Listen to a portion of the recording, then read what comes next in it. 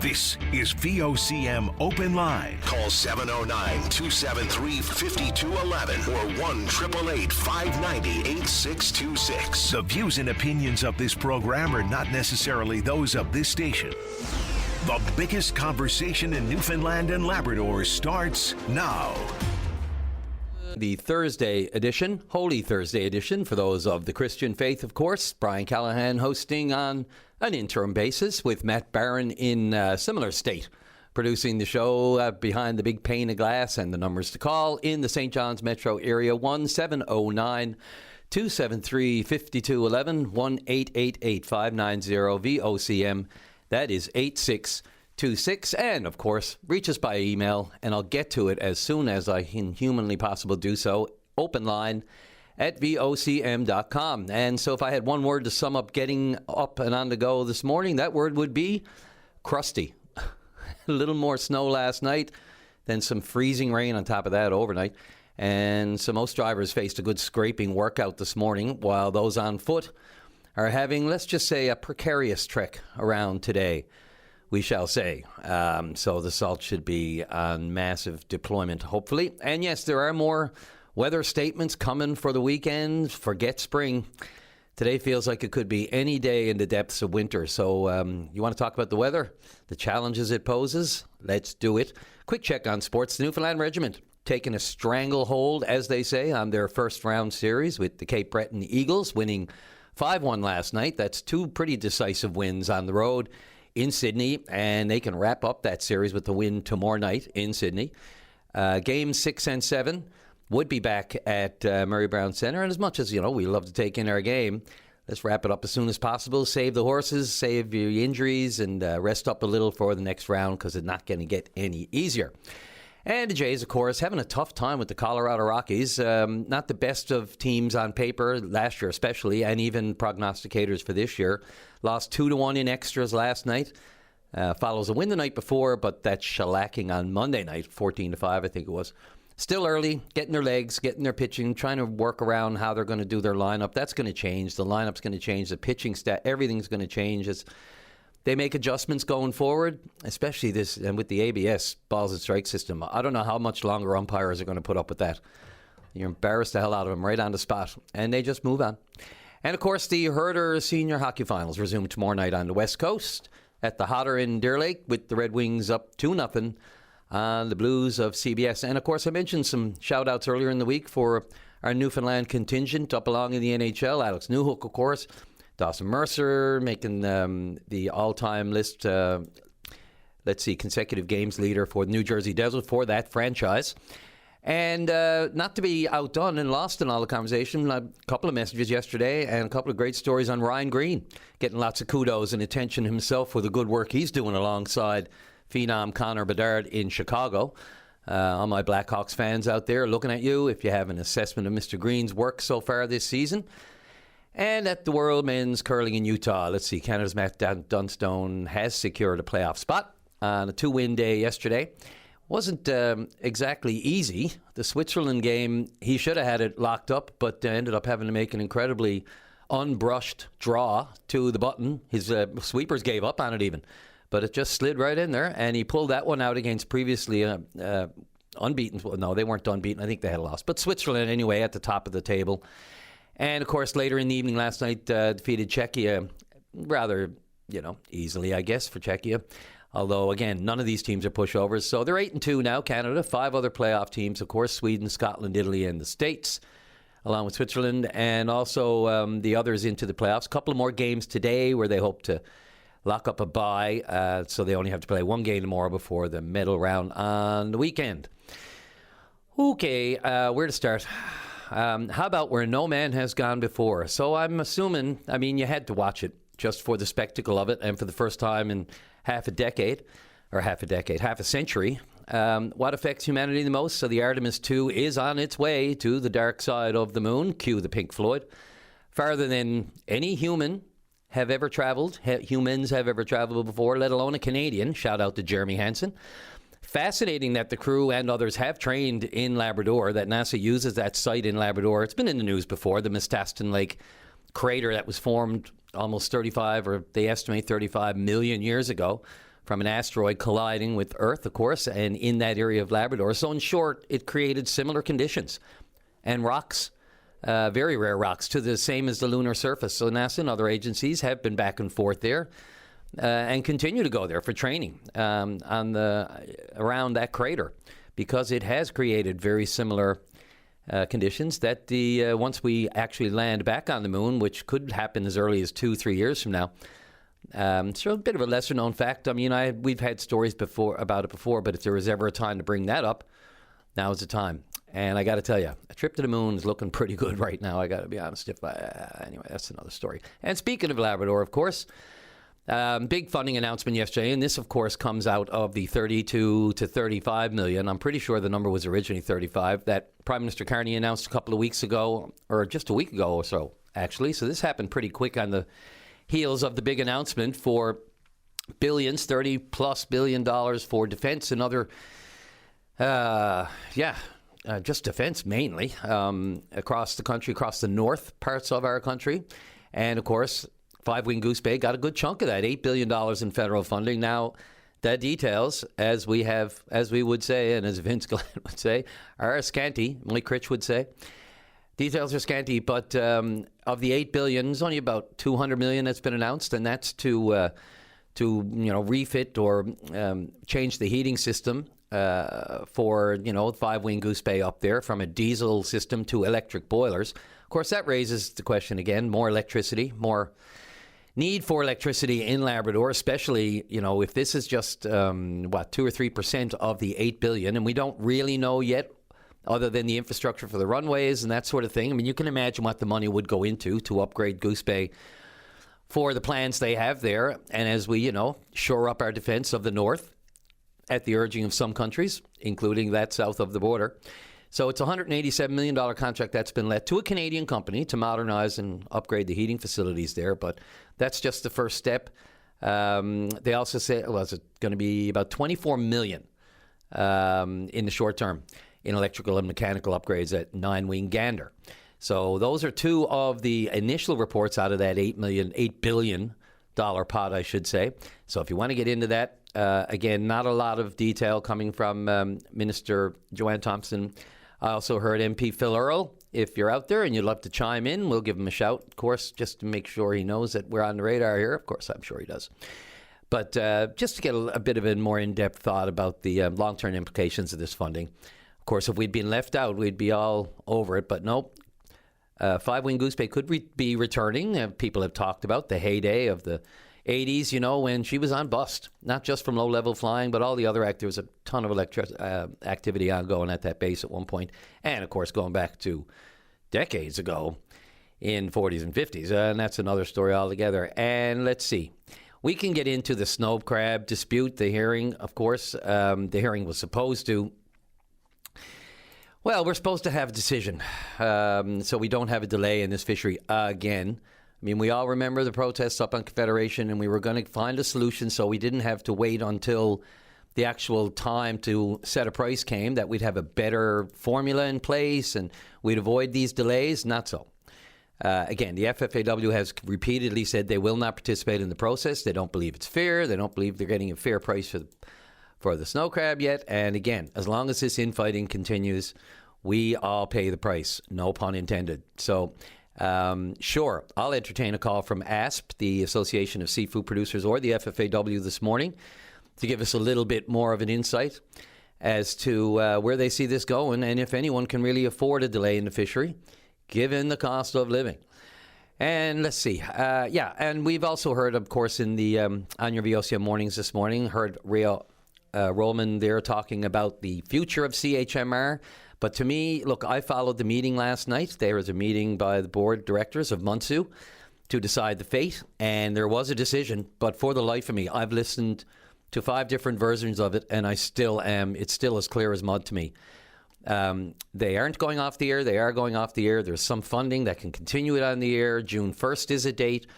But fortunately, Munsu, CHMR, is holding a news conference this morning at the Loft at the University Centre, the Student Centre there. So hopefully this can shed a little bit more light on all the factors that are going into this and whether CHMR's days are numbered or not. Again, ultimately, as we pointed out before, nobody can take away their license but the CRTC. So the license would exist, and the question remains, what exactly, if Munsu is going to take, the plan is to, absorb the staff that would leave Munsu into somewhere else in the student union, then it begs the question, what is the savings? What's the money being saved if they need to do with CHMR in order to save money?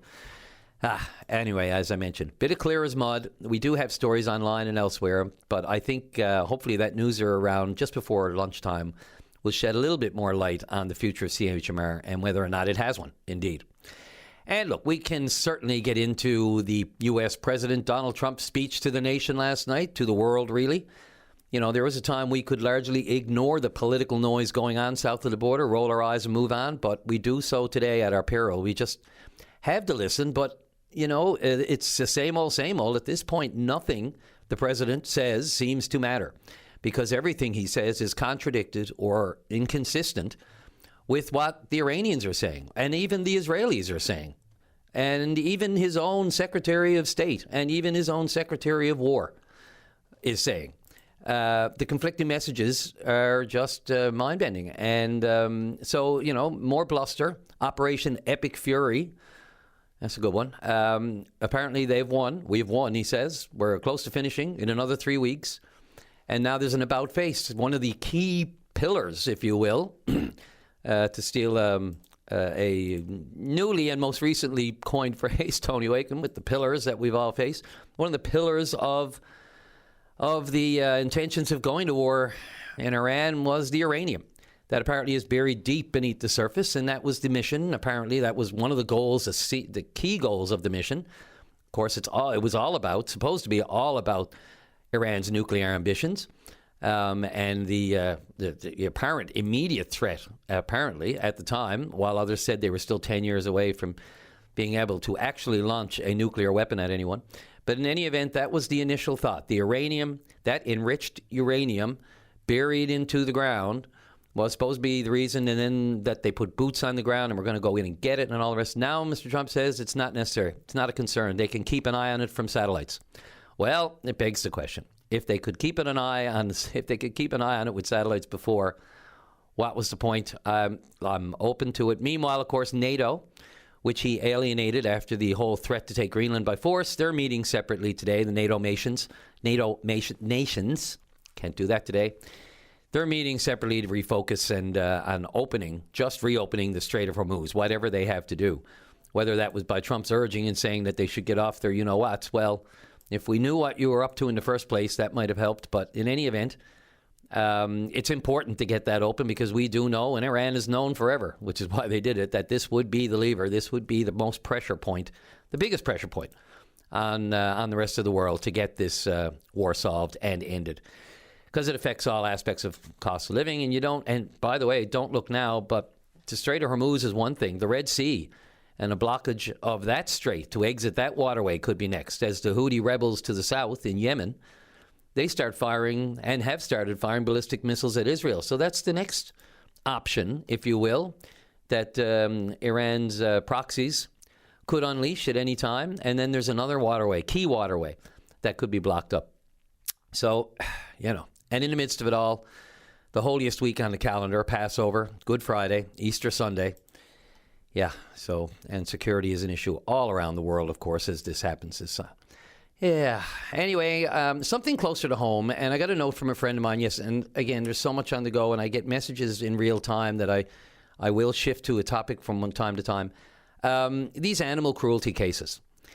And look, I've covered too many of them in the courts.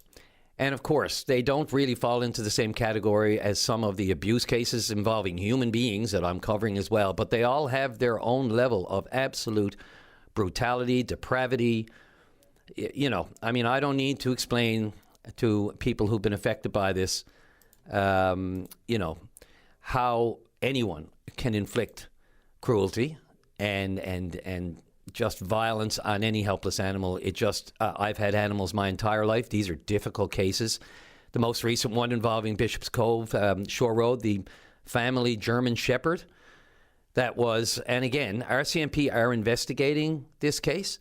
of animal cruelty, alleged animal cruelty, involving the family dog in Bishop's Cove South, but on Bishop's Cove Shore Road. But, the animal was recovered with assistance from the Harbour Grace Volunteer Fire Brigade's High Angle Rescue Team. And some of the reports about what was done to the dog are just, any animal abuse is just off the charts bad. But again, not getting into the details. And a veterinarian will complete a necropsy to determine how the dog died.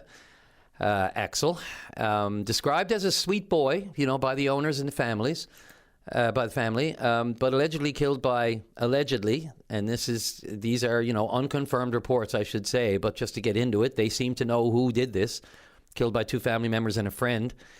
I use that term loosely. I guess they mean a friend of the family members. And that's according to reports in the Telegram, actually. Those claims, again, they note, and I note here right now, that have not been independently verified. But look, the RCMP are looking into it, and let's hope, someone can be held accountable for this. As I said, these are tough cases to cover. I'm covering a couple currently that are before the courts, and I say a couple because when I'm looking through the docket just to make sure I'm not missing something pertinent that day or important, because sometimes cases are called without notice or changed in the schedule, even though I have a schedule of my own little docket that I run to try to keep an eye on the important cases. Some of these crop up from time to time, and they are more and more plentiful, I hate to say. And that could be vigilance, reports. It could be anything. It could be more incidents of it, or it could just be more reporting and more awareness. Let's hope that's the case, although, obviously let's hope it's the case that we just don't have these cases anymore. But there's a woman on the West Coast, of course, in the Codroy Valley, still facing dozens of charges involving the, alleged criminal disposal of goats, mostly goats. And then there's the well-publicized case of an Ontario man shooting more than a dozen, almost 20 animals, including puppies, closer to this part of the island. And he's still before the Supreme Court. So look, and those are just 2 that I am trying to follow. But the details sometimes it just amazes how people have that kind of a brain to work with that kind of in just violence against an animal, a helpless animal.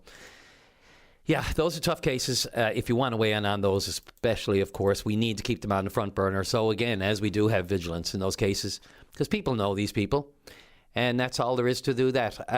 Matt, as I always say, callers are our greatest friends. So let's take our first break of the morning and get right back to it. Here on Open Line, the end of the week edition with Good Friday tomorrow. We'll be right back. This is Open Line on the VOCM Big Land FM radio network. And let's see, let's get the show started today on line number 2. Paul, you're on the air. Good morning, Brian. How are you? I'm okay, sir. Thank you. How are you for Thursday? End of the week for us, for a lot of people, not everyone. Yeah, it's my days off here too now. Finally, a couple of days off here. Right. Brian, what I'm calling about this morning, the earlier part of the week, I'm a local taxi driver here, and earlier part of the week there, you were talking about medical transfers and stuff like that, and how the PC says, that there's no one that's going to be left out from a medical transfer and everything. I just want to talk about them here locally in St. John's anyway, where it's all over Newfoundland and Labrador. But back in April of 2024, the Liberals, they allowed ride-sharing to come here, as we know. And the first one was a bust. It was, you're a court reporter, there was the gentleman that got the first license was up on sexual assault charges and stuff like that. So that was all shut down. And then in April, they let Uber come in here. Uber here now since, this has coming this month has been 2 years. Last year, they gave Uber medical transfers here. When the Liberals were talking about buy local, shop local, spend local, all the local cab companies that have brick and mortar buildings, office staff and everything else were kind of left out of it. We kicked up a little bit of a stink, but I tried to anyway talk to the Liberals at the time. Sarah Studley was there, and then I think it was Elvis Lovelace. They bounced around so many ministers that nobody, they were always saying that they're new to the position, so they had to give them time. So by the time they tried to get back to me, they were put out. So, and I'm not sorry for that. But anyway, we've been doing some medical transfers, but when the taxi drivers got to get to do medical transfers, we had to do a defensive driving course, a first aid course, and working with people with disabilities. We also have to supply car seats and booster seats. Uber has none of this. And now that the PCs are in, I know they're fairly new, and I wanted to give them a bit of time to get their feet wet. I just wanted to know, like, I'm going to reach out to the Department of Transportation Minister or one of his constituents or one of his, office staff or whatever in the near future. I'm after reaching out, but I knew they were pretty busy with what they were left with. The Uber drivers here in the city, their cars are not marked. If you wanted to put a car on for an Uber, one of your requisitions from the province, from provincial, is that you have to have the cars marked on both the passenger and driver side with a 3 centimeter, which is 8-inch by 8-inch sticker. 90% of the cars around town that I've seen, the only markings they got are tinted glass. That's it. I've had people from Indigenous, from Goose Bay, Sheshashi, all that places like that. They come in for medical transfers. They stay at one of the local hotels here. The reason I'm calling you is because on Monday I got sent to one of the hotels here to do a medical. Well, it was a charge to the medical transfer. When I got there, the lady was telling me that they sent Uber and they never had no car seat or no booster seat, and they had appointments booked at the Janeway. So the driver said, "Oh yeah, that's okay. We do it all the time anyway." So they're transporting these people without the proper safety equipment aboard the vehicles, right? And another thing with the Uber drivers here, there's no vulnerable sector checks on these guys, like for criminal background checks and stuff like that. And there's like the Liberals didn't have anything on them. They don't know how many drivers are here. And it's just a concern for the local taxi drivers, right? Like we've had, like, we're locals. We have offices here. We have office staff here. And it's like Premier Wareham said, right? It's for all of us. And you know what? We're one of us. Like we're trying to survive here, and with the price of fuel and everything else is getting worse. But they're letting this American company come in here, do local transfers. And I'm not saying it's the PC's fault. I know the Liberals let them in here. But the thing is that, what's going to be done about it? Like, that's my question. I'd like to see, I think Mr. Penton I think he's the transportation minister, if I'm not mistaken. But I'd like to know why these guys can come in from a San Francisco company, come in here and do as they wish. And there's nothing being done about it. Not a thing. Yeah, that's a lot on that, Paul. I will say this, you mentioned off the top the man that was charged with sexual assault and that sort of thing. He was acquitted of all charges in the end. And I just want to say that to obviously the allegations are made. And whenever we report on a story like that, we follow it through to the end to make sure that we conclude it. And yeah, he was charged, but he was acquitted on all charges following that. Now, that's just that individual case, and I'll leave that right there. I won't mention his name again. I know it was Red Sea Riding was the name of the company, which lost its license when these charges came to light as a result of a report by us here at VOCM. And then it was looked into, and the announcement was delayed, and then it got murky. But anyway, in the end, yeah, he was acquitted. What kind of representation have you had since the new government has come into place, Paul? Like, I know there are associations and all that sort of thing, and there have always been discussions about the integration of Uber into our system here and the problems that taxi drivers and others already established have had an issue with. What is again, the vulnerable sector text, what I recall, especially in that case that I just referenced, it didn't require the owner of the actual organization to have a vulnerable sector, but the riders did, was my understanding. No. No, the riders don't either. The riders have to get a criminal background check, which goes back for 2 years. There is a criminal background check, but there's no vulnerable sector check, which deals with sexual assaults and stuff like that, right? Yeah, I thought they go hand in hand now on that. But I remember a news release where I thought that, of course, in the wake of this, the government did act on it. So I'll have to look into that one. It's been a while since I've looked at it. I just don't know off the top of my head, and I don't want to speak out of turn, especially with the change in government. I don't think I've dealt with it since this particular story and these issues since the new government took effect. But I hear it. I mean, obviously, that was the major concern at the time when this gentleman was charged, albeit being acquitted after the fact. I thought something had been done on that front, but I'm with you. If it has not, then, those rules have to be tightened up. Well, I've asked the questions, and Brian, I'm not saying it's the same as you. I'm not saying that nothing has happened on it, but we can't get no answers. Like, I went to the city, because the taxis are registered with the city. Now, Danny Breen said that there's not a lot they can do because the provincial government at the time, which was the Liberals, they changed the Highway Traffic Act in order for those guys to come in there. And that was Sarah Studley and Fury. That's who did that. They had their big launch party and everything at Kitty Vitty. I've asked questions down there and everything else, and I was pretty well told that if I caused a fuss, I was going to be asked to leave. And anyway, that's here nor there. Pretty anyway, dismissive. Well, what's that? Yeah, I know. Myself and a buddy of mine, we went down there with our taxis. We were actually on TV. They never interviewed us, but they just showed our taxis and stuff down there. And then I was told that if I cause a fuss, you're going to be asked to leave. So anyway, I didn't cause a fuss. I wasn't causing a fuss before they came there, and I didn't cause a fuss after they left. I just went down to listen to the crap that was coming out of their mouths. Right? That's all I did. Yeah. But anyhow, so. I've asked City Hall about it in the past, and then, as you know, CBC had a thing on with the owner of the Embassy pub down there, I think it was, about ghost Ubers hanging outside his door and all that stuff, right? So that's another issue. I've inquired with the city, with the taxi inspector. It's very hard to get any answers. But the funny thing about it is that when your previous radio host was on there, Paddy. When Danny Breen was running for election, I talked to Paddy several times about it, and he, we've discussed it, and he asked Danny what he thought about Uber. And at that time, when the elections were going on, Danny was looking for votes. He agreed with the taxi drivers. But since he's got in, nothing's been done about it. Nobody wants to do anything about it. And they're talking about safety issues and everything here in the city. You got people going around here in cars you don't know, and I know, we have an app and everything. All the taxi drivers have an app. And the thing is, getting back to the medical transfers, is that when we had to do that, like I said, we had to go do a defensive driving course, first aid, and working with people with disabilities. And I agree with it, 100%. And not only that, you got to provide wheelchair service vans. Uber, they won't take animals. There was a lady there back a little while ago, was also reported by, I think, Rob Short with CBC.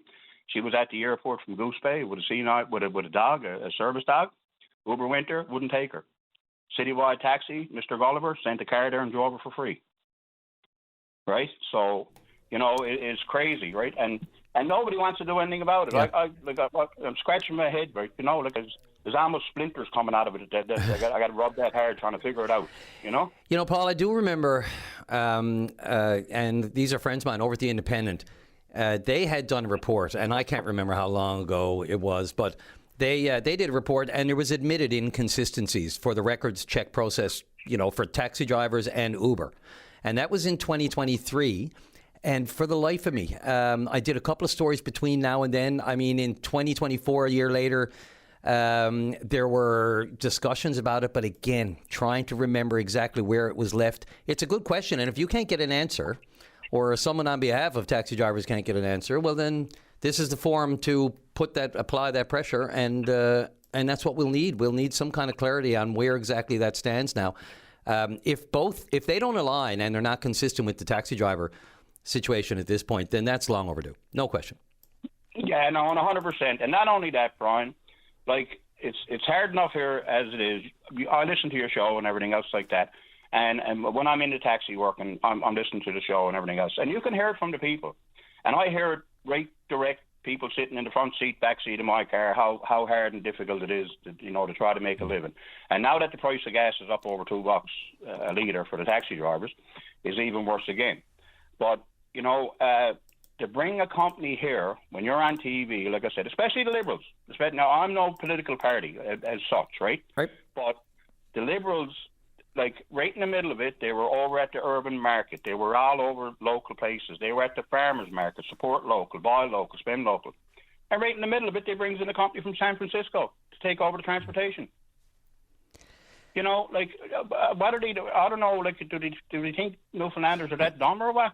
I guess they were free to apply, I suppose, rather than going out and seeking them out and bringing them in. I mean, the company, they're trying to expand and they're trying to make their dollar. The question is, how do we integrate them, fairly into the already established Jiffies and Bugdens and Citywides of the world? Well, you can't, because there's only 200,000 people here. I lived in Alberta for almost 20 years, where there's 1.7 million. You need them there. You need them in Toronto, where there's 3 or 4 million people. You need them there. There's no doubt about it, because there's not enough taxi drivers. But where there's 200,000 people in St. John's and 500,000 people in Newfoundland and Labrador, they were only brought into St. John's. It's only last year they got licensed right across the island. Yep. Right? It's only last year, because the first year they were here was a pilot project. And it's only 200, and they brought them in right before the Canada Games and screwed all the taxi drivers out of that. You know? Yeah. Right? We weren't allowed to park at the Canada Games, but Uber were. I tell you, the butting of heads with the taxi industry was bad enough before this, you know, as far as rates and increases in the sit-in rate and all the rest of it. And we know the history going back with the city of St. John's and taxis. And then this arrived. It just added another hard iron to the fire, Paul. I got to get off to the break, but I'll let you wrap up. Yeah, well, one thing before we do, you said that Uber were trying to get in here. The city, which was Danny Breen and all their council and all that at the time, they voted to bring them all in here. They voted, and because they couldn't bring them in here, Danny went to the Liberals and got them to change the Highway Traffic Act. And then he said, well, what they more or less said, well, it wasn't the municipal, it was the provincial. But it was the municipal that met him in Toronto that lobbied to bring those guys in here. And the funny thing about it is, all of our money goes to the City Hall when we got to renew licenses and stickers and all that stuff, right? So, there was, in 2024, when they brought those guys in at Jiffy, that's where I work, we lost 120 drivers. We lost 120 drivers. So that'll tell you, right? That'll tell you. Absolutely. But anyway, Brian, I appreciate your time, and you're doing a great job on the show, and thanks very much. Paul, I appreciate it. I'll try to see if it balances out with all the other comments I get. But look, I think of taxi drivers every day. I'm not kidding. The price of gas, I remember that was the biggest issue, just trying to make ends meet with the taxi rate at the time. And so I remember the decades of fighting back and forth. And today I can't imagine when you make your living driving and the price of gas, you're up against it. So I wish you nothing but the best. I appreciate it, Brian. Thanks very much, and have a great day, and enjoy your Easter weekend. You too, sir. Thanks again, Paul. Thank you. Bye-bye. Take care. Bye. Okay, let's take our second break of the morning. We'll be right back. This is Open Line on the VOCM Big Land FM radio network. And welcome back to the show. Let's go right to line number one. And Merv, you're on the air. Well, good morning, Brian. It's great to talk to you again. Merv Wiseman. Man, it's been a while, sir. How are you? How you doing?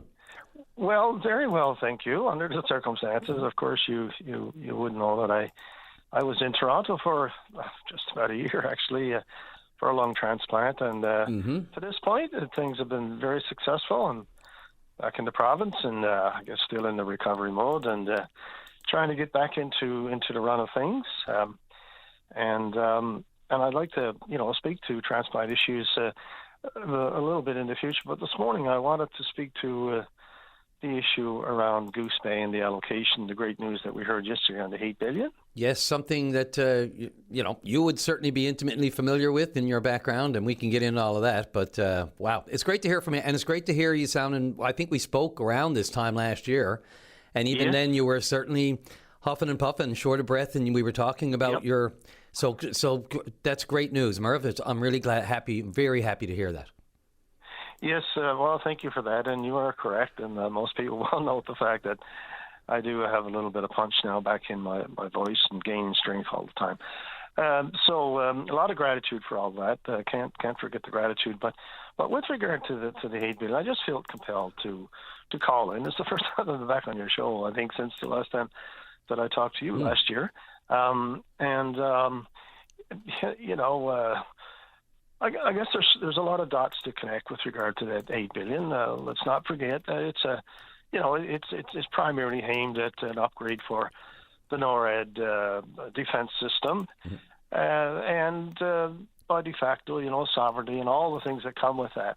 But I want to focus a little bit on the search and rescue component of it. Can't forget that file. As you know, I've been intimately involved with that. I've been involved with None two of it, as they've been working hard over the last half dozen years to try to get upgrades and meet the national standard and the benchmarks for search and rescue, primary search and rescue specifically, for their area. And one of the things, among others, but one of the big things, of course, is trying to get a designation for Goose Bay as a primary, not secondary, a primary search and rescue unit, similar to Gander, Greenwood, Trenton, those places, The 103 in Gander, as you know, is a primary search and rescue unit with standby Cormorant helicopters, train crews, 24/7, all that stuff.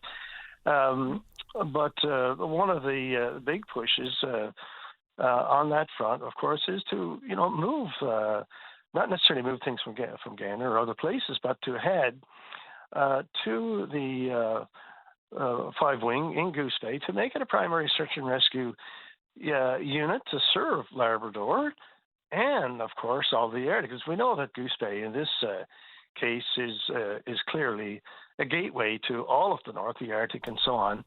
And so, the idea that so many billions of dollars will be spent on this initiative, that begs the question, well, why now? Under those conditions, wouldn't Labrador be able to get, the kind of primary search and rescue service that is warranted? There are so many changes in Labrador and all throughout the North, of course. We've been hearing an awful lot about it under the profile that we've seen from our friends south of the border. I use friend somewhat advisedly on that. And so, it's really come into focus again. And I can tell you, there are many components to the search and rescue piece, and we can talk a long time about that. But I'm going to tell you right now that if you want to, and you would know this, and other people would know, and other places around the world would know, that there's nothing more sovereign than the ability to be able to take care of your people, to be able to protect your people in times of emergency situations and so on.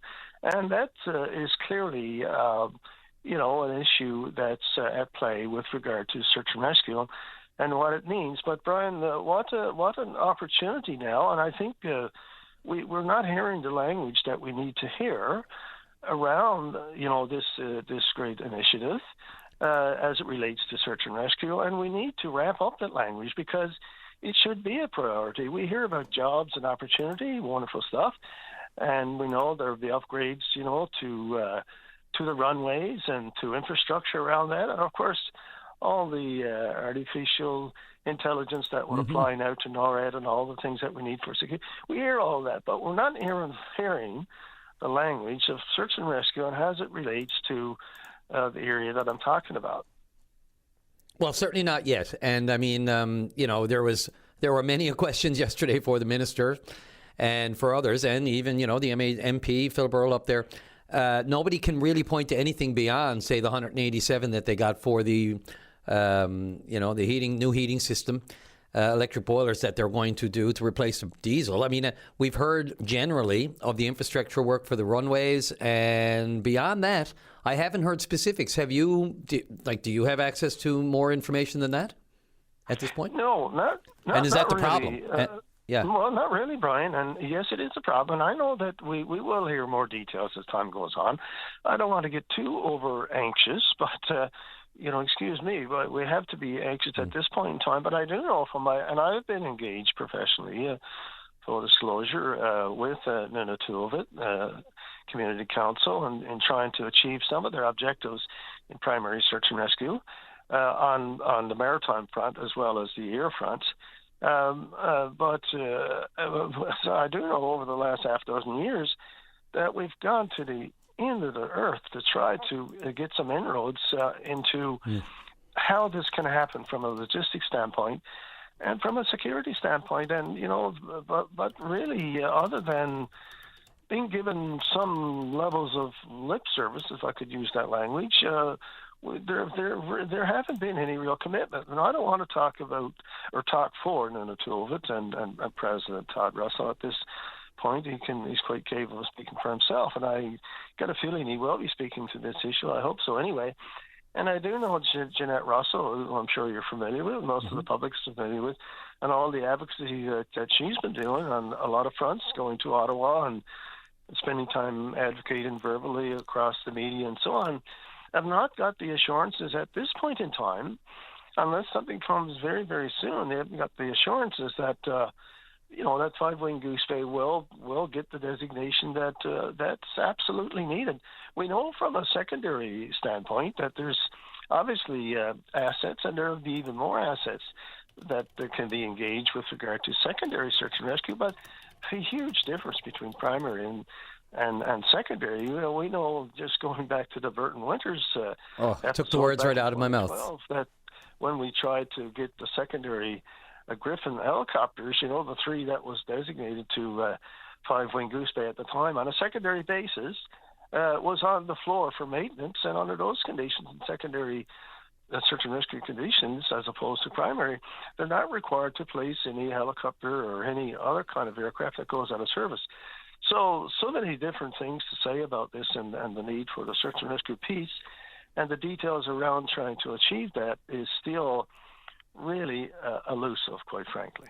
Yeah, the so-called Labrador black zone, if you will, with no SAR. Yeah. I mean, look, we all thought something would come tangible out of the Burton Winters tragedy in 2012. I mean, I worked that morning. I remember it like it was yesterday, and I still, when on a really cold day, I think about him. I think about Burton Winters. I really do. When I get a chill through my bones, I think that is nothing compared to what. Anyway, I think about that, and I think about Janet Russell, as you said, and her father's lost fishing boat.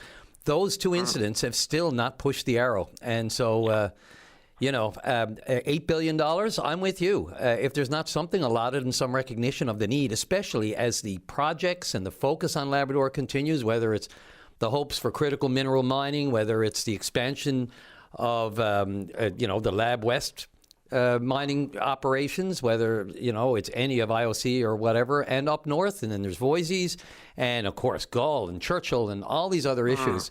We need to be thinking safety too, and rescue. Yeah. It's just the population. It's going to be on bust up there. Well, indeed, and great rationale. You just put a great big chunk of rationale in so many different ways. So many things have changed just in the last decade in Labrador and in the North in general, but specifically in Labrador. I mean, the fishery is opening in way. I mean, climate change and all the things that it's done to give access from a maritime standpoint, as well as on land, has happened in ways that it's just absolutely staggering. So the idea that the execution of resource development and so on is taking place in and of itself is enough to rationalize having 5-wing Goose Bay designated primary search and rescue, and especially under those circumstances, we can't forget what an opportunity with this kind of spending and with the intent. And if you want to speak sovereignty, and if you want to blanket and layer that with sovereignty, I can tell you there's nothing that speaks to sovereignty any more than this kind of an action. Yeah. And it would say to this province and to this country and to the world that we can take care of our residents, and not only the people of Labrador who will be primary in all of this, but people who visit Labrador from a tourist standpoint, from a commercial standpoint. It's happening, and if right now, if you want a search and rescue aircraft from a primary standpoint to go into the Arctic, anywhere in the Arctic, whether it's Baffin Island, Ellesmere, into the Western Arctic, you have to start looking as far away, as Gander, as Greenwood, as Trenton, Ontario, Victoria, BC, all of these places. What it would mean to have a Cormorant helicopter station from a primary standpoint in Goose Bay as a gateway to access these areas would be absolutely incredible. Amazing. It really doesn't seem like much, does it? Merv, I wanted to give you a few minutes. We are so far past the break, and I'm in big trouble. Absolutely. Please call again on all of these issues, especially when the picture becomes a little clearer of what exactly is going to be there. At least one Cormorant and its support services doesn't seem like a lot to ask, but we'll wait with bated breath. Thanks again. It's great hearing from you. Absolutely. Thank you for your time, Brian. It's Thanks, great Merv. to talk to you. Merv Wiseman. Thanks very much. Okay, take care. All right. Sorry, Matt. Let's take that break. This is Open Line on the VOCM Big Land FM radio network. Welcome back to the show. Let's go right to line number 3 and welcome Dr. Ashley Wagner at the Pharmacists Association of Newfoundland and Labrador. You're on the air. Hi, Brian. Thanks so much for having me on today. Well, thanks for finding time. I just wanted to give you a heads up. We are a few minutes away from the news. Do you have a few minutes just in case we butt up against it to come back and hang on for a minute? Absolutely. Yeah, that's great. Not a problem. Okay, so I don't want to rush this and interrupt. Go right ahead. Absolutely. No. So I actually just wanted to call in today to discuss, I'm not sure if you saw it, and I'll kind of catch our viewers up. But AHP, so the Association of Allied Health Professionals, put out a media release yesterday. And the Allied Health Professionals, the Association of Allied Health Professionals, they represent a large portion of our hospital pharmacists in the province. So they put out a media release yesterday highlighting basically a critical staffing level in our hospitals, which has been something that has been ongoing. I mean, from a panel perspective, we have been advocating for recruitment and retention efforts for a number of years now, but we've really seen some issues escalate over the last 1 to 2 years.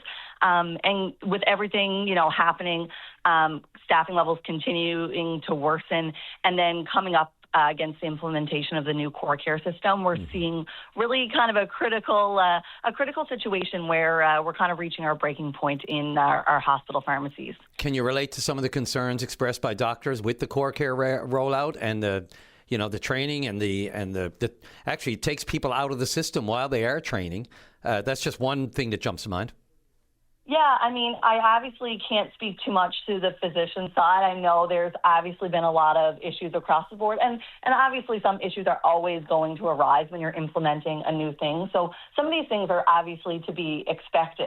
But what it is doing, as you mentioned, is it's taking people, out of their normal jobs, and it's creating extra work. So as an example, as of, I believe it's April 22nd, basically pharmacists in our hospitals will be doing double the work. So they're going to be entering orders into the old system and then also having to enter them into the new system and then having to verify everything twice, which again, obviously needs to happen for this transition. But when you're looking at a situation where you're already so short-staffed, everyone is also overworked, and then you're adding extra stress into the workload, it definitely is going to make for a really difficult situation. That's a really good place just for now, just to leave it, because I want to get into the vacancies. I mean, I know the rates were, 20, 30% overall back in, I think, a 2022 survey. I'm expecting they're, 40, 50% now, even more in rural areas? Yeah, so we from panel, we always conduct a vacancy survey every few years. So we mostly actually had community pharmacy numbers a few years ago when we released it. We did not, unfortunately, have the numbers from the hospital. However, AHP did release some numbers that were quite alarming yesterday. So in hospital pharmacies alone, so not taking into account our community pharmacies, the overall rate is about 20%. And in some of our rural hospitals, the rate is actually as high as 75%, which is incredibly concerning, as you can imagine.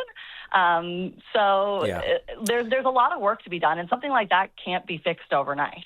No, absolutely not. And thanks again for saying to hang on just for a minute after the news, because I want to get into what all of this causes, of course, and that's the burnout, the stress, and just safety overall for pharmacists. I have a very close relative who is a pharmacist, my stepdaughter, to be exact. And she's in the biz, in the local biz. So, and we'll have a chat about that right after the news. I really appreciate it. You're still good to hang on, hey? Absolutely, yeah, not a problem. Okay, thanks so much. We'll just put you on hold there, and we'll take the news and come right back with Dr. Ashley Wagner of the Pharmacists Association right after the break. This is Open Line on the VOCM Big Land FM radio network. Welcome back, and let's rejoin Dr. Ashley Wagner with the Pharmacists Association of Newfoundland and Labrador on line 3. Thanks for hanging in there. Oh, not a problem. Just while the news was on, I was thinking, looking at some of the stats. So 1 new graduate from the Provincial School of Pharmacy last year. And this year, how many? Maybe a total of 8? That seems like pretty small numbers. Yeah, it's definitely a challenge. And I mean, that, there's a number of reasons for that. Since there's been changes to tuition, pharmacy students are graduating with a significant amount of debt now compared to even 10 years ago. So generally they're coming out and they're needing to take a job that does have some incentives. So unfortunately in the hospital, there has been a lack of recruitment incentives. Now the minister did announce something half recently, which I'll circle back to. But in the community, some of these, private sector pharmacies are able to offer significant signing bonuses, which obviously is very helpful to a new graduate. And in addition to that, there's a significant pay gap currently between hospital and community. There was always somewhat of a gap, even, when I graduated a number of years ago, but that has really only gotten bigger over the last few years. So when these new graduates are coming out, even if they are passionate and want to practice in a hospital pharmacy setting, they don't really have that option financially, unfortunately. Yeah, and incentives are one thing, but and a good salary that's going to be consistent across the board instead of one-time bump would seem to be a better incentive than just incentives, period.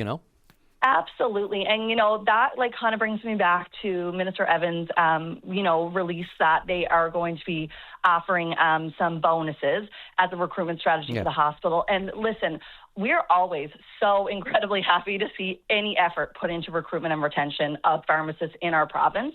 I think it's great that they are putting that forward. However, I don't think that recruitment efforts can exist alone without retention efforts at the end of the day, because you can recruit as many people as you want there. If you can't get them to stay, and if you can't get your existing staff to stay, like we have pharmacists working in our hospital who have worked there their whole careers, who are, considering leaving that environment because of, financial things, because of workload, because of work stress. So, it's really disappointing to see that they came out with recruitment efforts without considering the retention part. I do hope that follows, but I do just need to, put it out there that is very urgent, in my opinion, that needs to be addressed. Actually, I mentioned before the break about the stress, the burnout, and, of course, safety issues. I know firsthand that these are issues. Some pharmacies you go to now, there's 2 or 3 security right there. They don't want to look too overbearing, but they're loitering right next to the counters, and the partitions and the safety and security that's put in place now, especially with armed robberies. Let's call a spade. The issues that some pharmacists are facing on the front lines. How much of an impediment is that to losing pharmacists? I mean, do you see people leaving for that stress and burnout and safety issues? 100%. I think healthcare in general is very stressful, in this current world.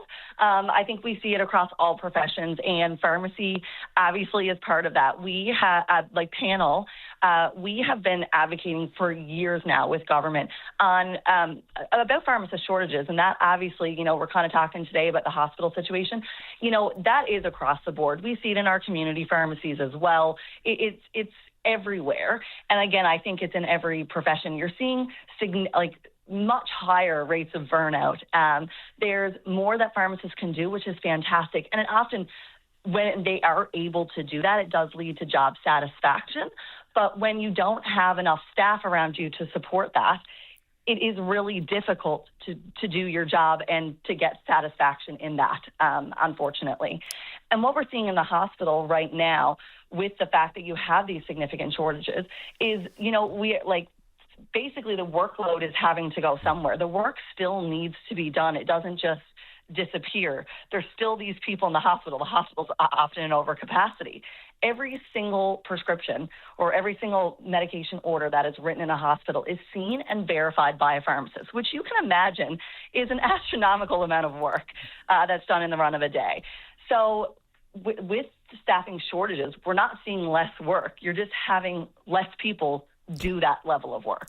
Yeah, and everything you just said could apply to almost every sector, every part of the healthcare system right now. Every organization, the Allied Health Professionals news release states it quite clearly. And we know it. Every day there's another organization within healthcare, but, from the nurses to the doctors right down through. And it's everybody's, I don't want to say the handout thing, but I mean, we're all wondering how the government is going to navigate this on top of the core care system that has to be integrated, on top of the training, on top of the funding, and the shortages in every part of healthcare. Are there outside the box thinking? I mean, look, I just throw this out there. I don't know, but you talk about the increasing role that LPNs are playing and all that sort of thing. Is that something that could enter into the pharmacy realm? Absolutely, yeah. So I actually want to circle back to the safety thing you mentioned just briefly, though. Sure. So I do, our pharmacy colleagues in the hospital, I do just want to give them a tremendous shout out. One of the biggest things they have stressed this entire time has been their concerns for patient safety at the end of the day. And I think that just goes to show how passionate they are. At the end of the day, we are seeing weekend closures at pharmacies in rural areas, which I think is incredible. Like, it is not good for patient safety. That means when the pharmacist leaves on Friday and does not return until Monday, any order that's written in the hospital, a pharmacist does not lay eyes on that. So I find that extremely concerning for patient safety. Obviously, I know the important work that pharmacists do and the important skill set they have. I think our, fellow colleagues in terms of our physicians and our nurses, I think they have a lot of respect and rely on us for our medication expertise. So I do think it is a significant patient safety concern, as well as a health concern for the people working for our pharmacists. Yeah, it is all negative, the negative aspects of not being able to either fill a prescription or get a hold of your pharmacist who can fill a prescription on a weekend. It doesn't, your condition is no better on a weekend. It doesn't take the weekend off, and then on Monday you can resume. Yeah, so basically the hospitals would function. They have the access to the Pyxis machine, which can get medications. But what you're missing is that critical clinical verification piece by a pharmacist. And like I said, I want to stress the importance of that and the importance of the skill set that pharmacists do provide in the hospital. I feel so many people don't really even know that there's pharmacists in the hospital. Maybe they've never interacted with one, or maybe they interacted with one and didn't realize it. But pharmacists are on our care teams. They are, as I mentioned, they verify every single order that comes through. They verify the chemotherapy orders for all of the patients going in and receiving chemotherapy. They are reviewing antibiotics, making sure that everyone is getting the appropriate medication for themselves for the appropriate duration. There's so much that they do. And I do feel it's kind of the part of pharmacy that the public really doesn't see. So sometimes if you don't see it, you don't understand the importance of it. But I do just want to stress how important they are to making sure our healthcare system runs. No, absolutely. And you're right. I mean, we don't encounter the pharmacist if you go to Emerge. You're seeing the intake nurse, you're seeing the intern or whichever doctor's on the inside. But and you're seeing people doing their work, but you never really know that that's the kind of work they're doing. You just assume they're at pharmacies. I just mentioned that. Yeah, sorry, go ahead. Oh, no, I was just going to say that, you mentioned, the LPNs and whatnot, and we luckily do have pharmacy technicians who do a lot of work, particularly in our hospital pharmacies. So they do a lot with checking medications. They obviously, at the end of the day, do not replace a pharmacist, although they do such key work in our pharmacies. And I know that our pharmacists could not do their job without the work of the pharmacy technicians. So those avenues have definitely been explored. But, at the end of the day, we still need to make sure that we are staffing with pharmacists so that, we can do the appropriate clinical work that's needed. Dr. Ashley Wagner with Pharmacists Association, I appreciate the call and putting this back on keeping it on the burner with all the other things that we have to keep in mind as the challenges of healthcare just go on and on and on, especially at this time with the integration. I really appreciate your call. Thank you very much for all that information and, shining the light on just yet another aspect of healthcare that we really need to get fixed. Absolutely. Thanks so much for having me on. Thank you. Have a great weekend. You too. Bye. Take care. Bye. And I say have a great weekend, of course, assuming that people have the Friday off and the long weekend. Not everybody does, so I'll be a little bit more careful on that front. Let's take our break and back with Rhea Rollman of MUN CHMR for an update on the situation. That's just, they got a news conference coming up soon, so we'll get a little precursor right after the break. This is Open Line on the VOCM Big Land FM radio network. And welcome back to the show. Let's go to line number one. And Rhea Rollman, you're on the air. Hello. Good morning, station manager of CHMR, which still exists today. How are you feeling? Pretty tired. We had a long night last night. The MUNSU, the student union board meeting, happened where they debated their funding to the radio station here on campus, here in the community.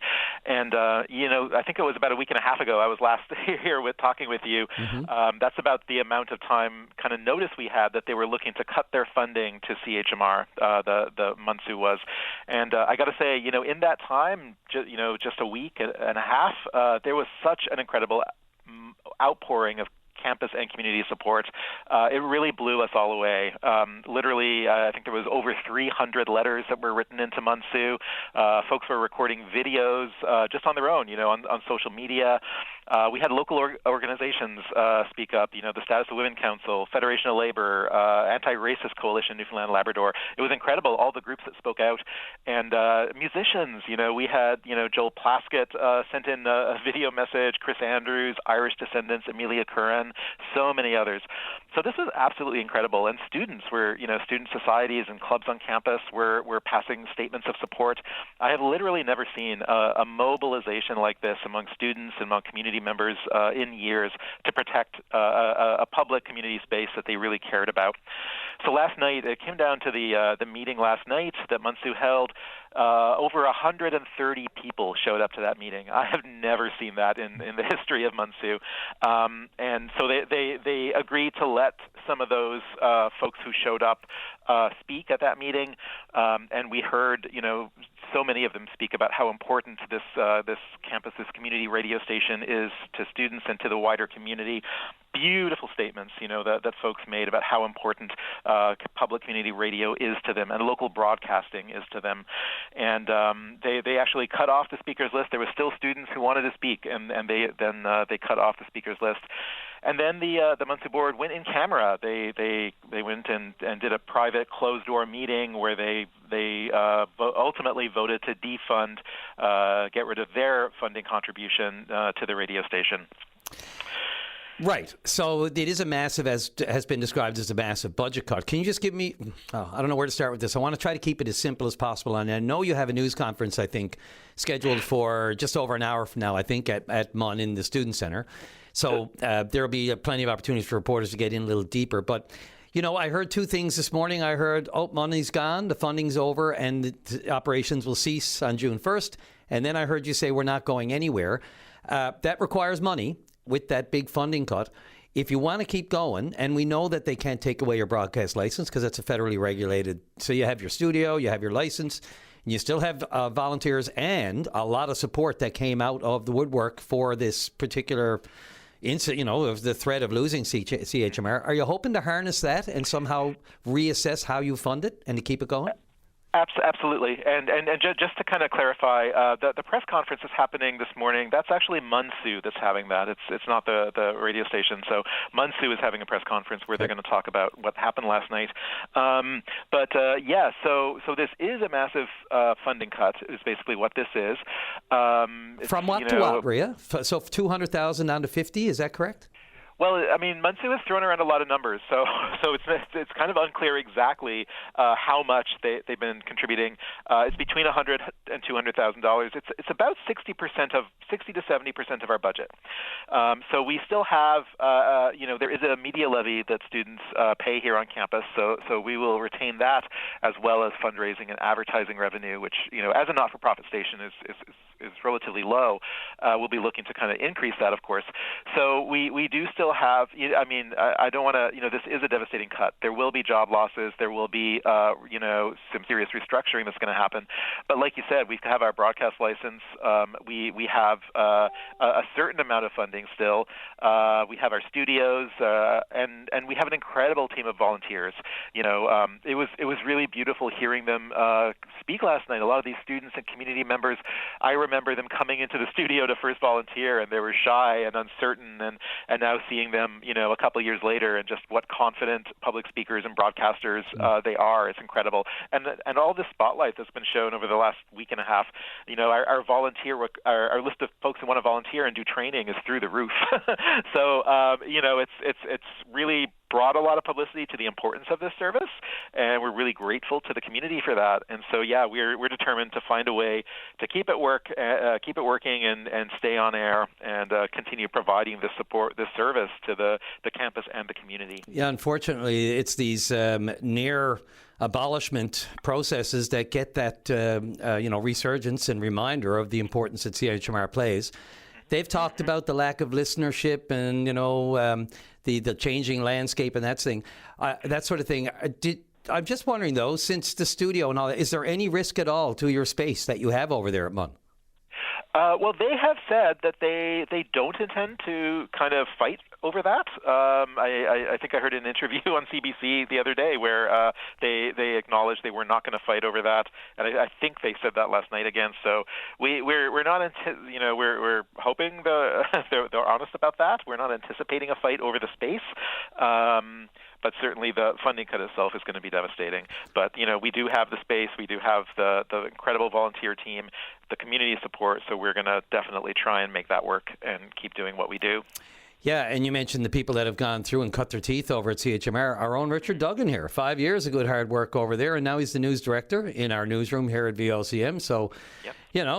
Just going to throw that out there. It doesn't really say anything other than show the importance of the work that you do. Absolutely. It's like this province, so many broadcasters and folks in other fields as well, journalists and theater, you name it, have come through these doors. And we heard several of those voices last night and what they have gone on to do. We've heard from students who have exciting dreams about where they want to take their broadcast and radio and journalistic and music experience. So we want to keep making those dreams come true. And, I got to say, the importance of local independent media, like local broadcasters in this province are waging an absolutely heroic struggle to keep radio alive, keep media alive.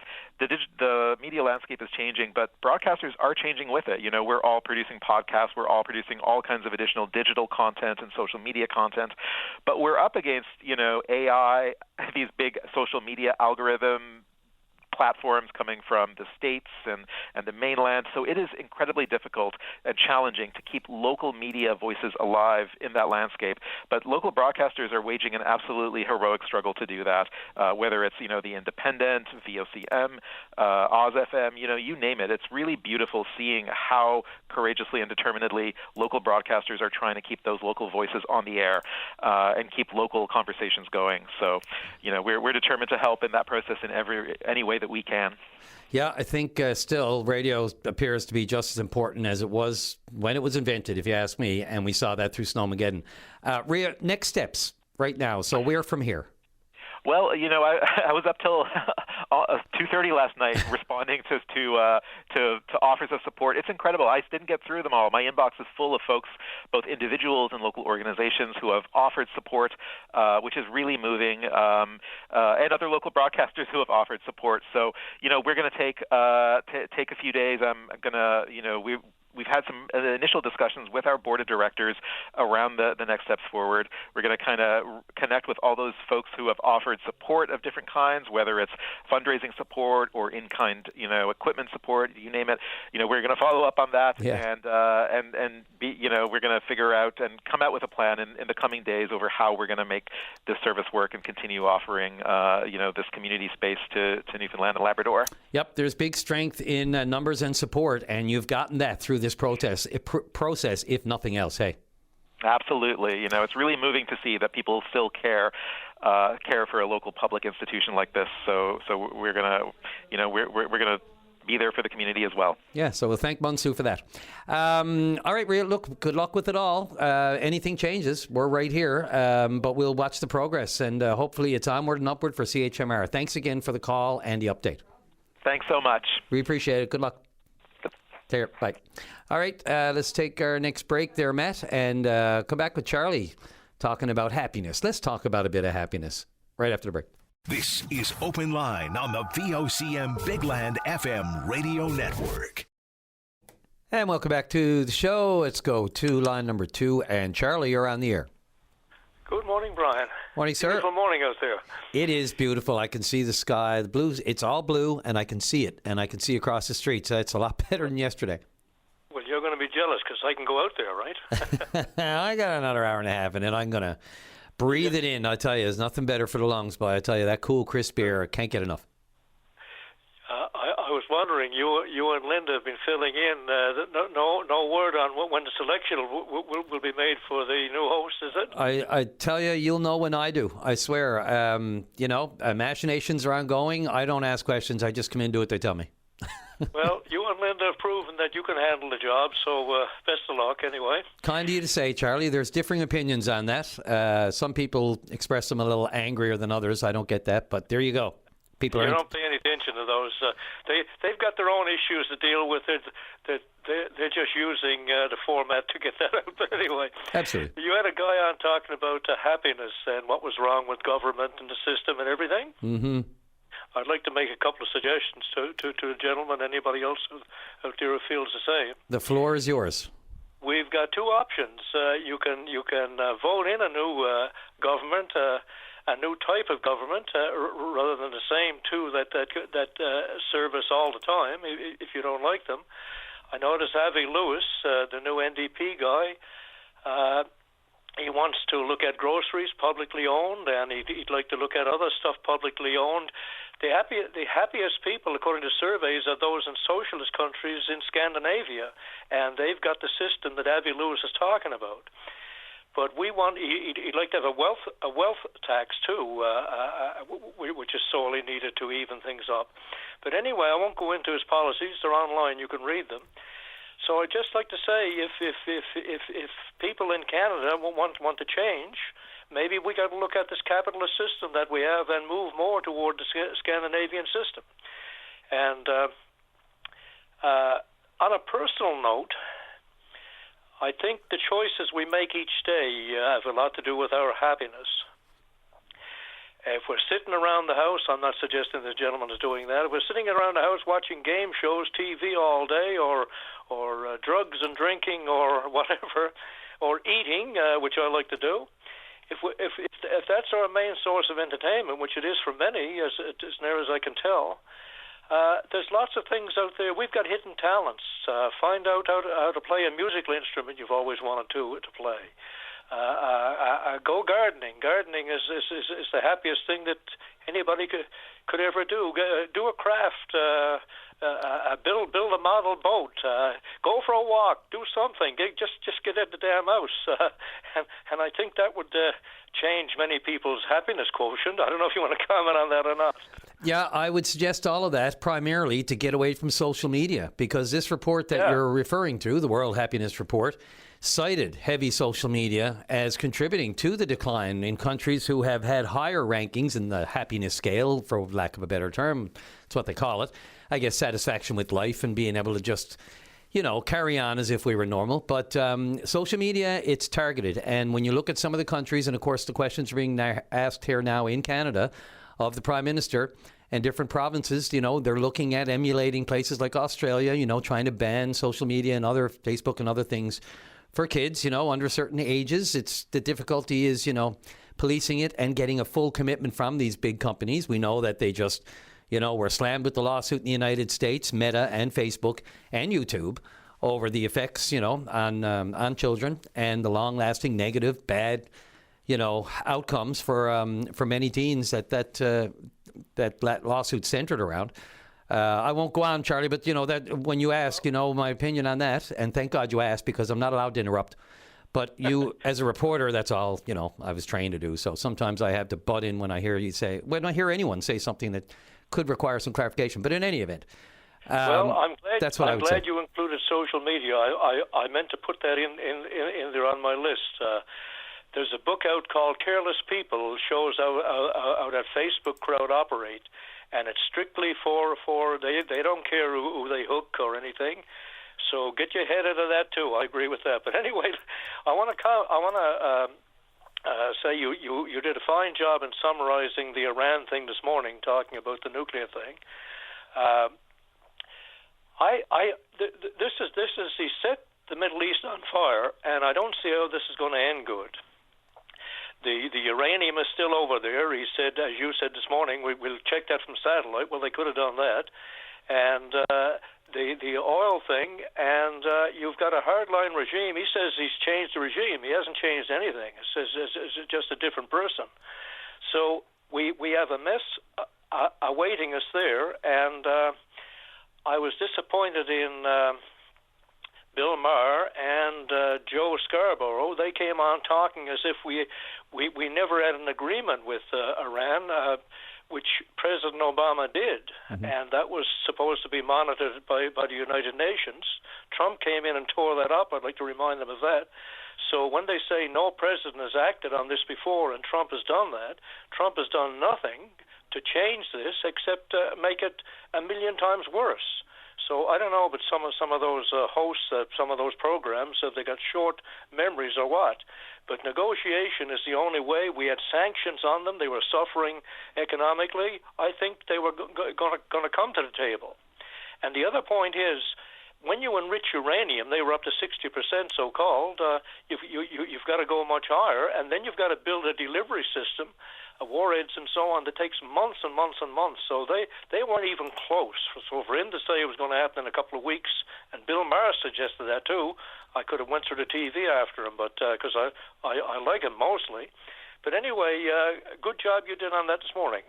Yeah, it's, I don't know what to say about it anymore, because all of this feels like wasted breath in many cases, because we pontificate on what the president said or did yesterday, and then it's just all contradicted and changed the next day, even from his own cabinet. So it just feels like nothing he says really matters. He, for the longest while, you said the last couple of weeks, I mean, this has been going on now, the uncertainty around it, and even getting into the mess.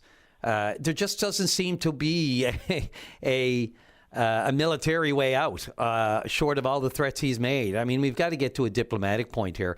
But look, he's been saying 2 weeks for 2 months, 2 or 3 weeks. So, again, I think it's been proven at this point. You know, we always sort of roll our eyes at the rhetoric that comes out of both sides when these the war words, whether it's, between Israel and Iran or Hezbollah or the other two, the Houthis or it doesn't matter. The contradictions, no matter what he says, seems to be contradicted 5 minutes later. And so you can't really take anything of face value anymore.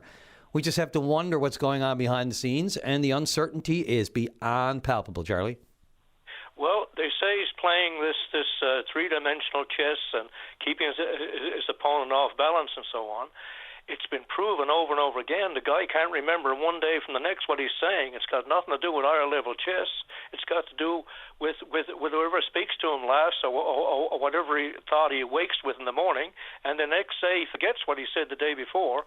So it's a total screw up.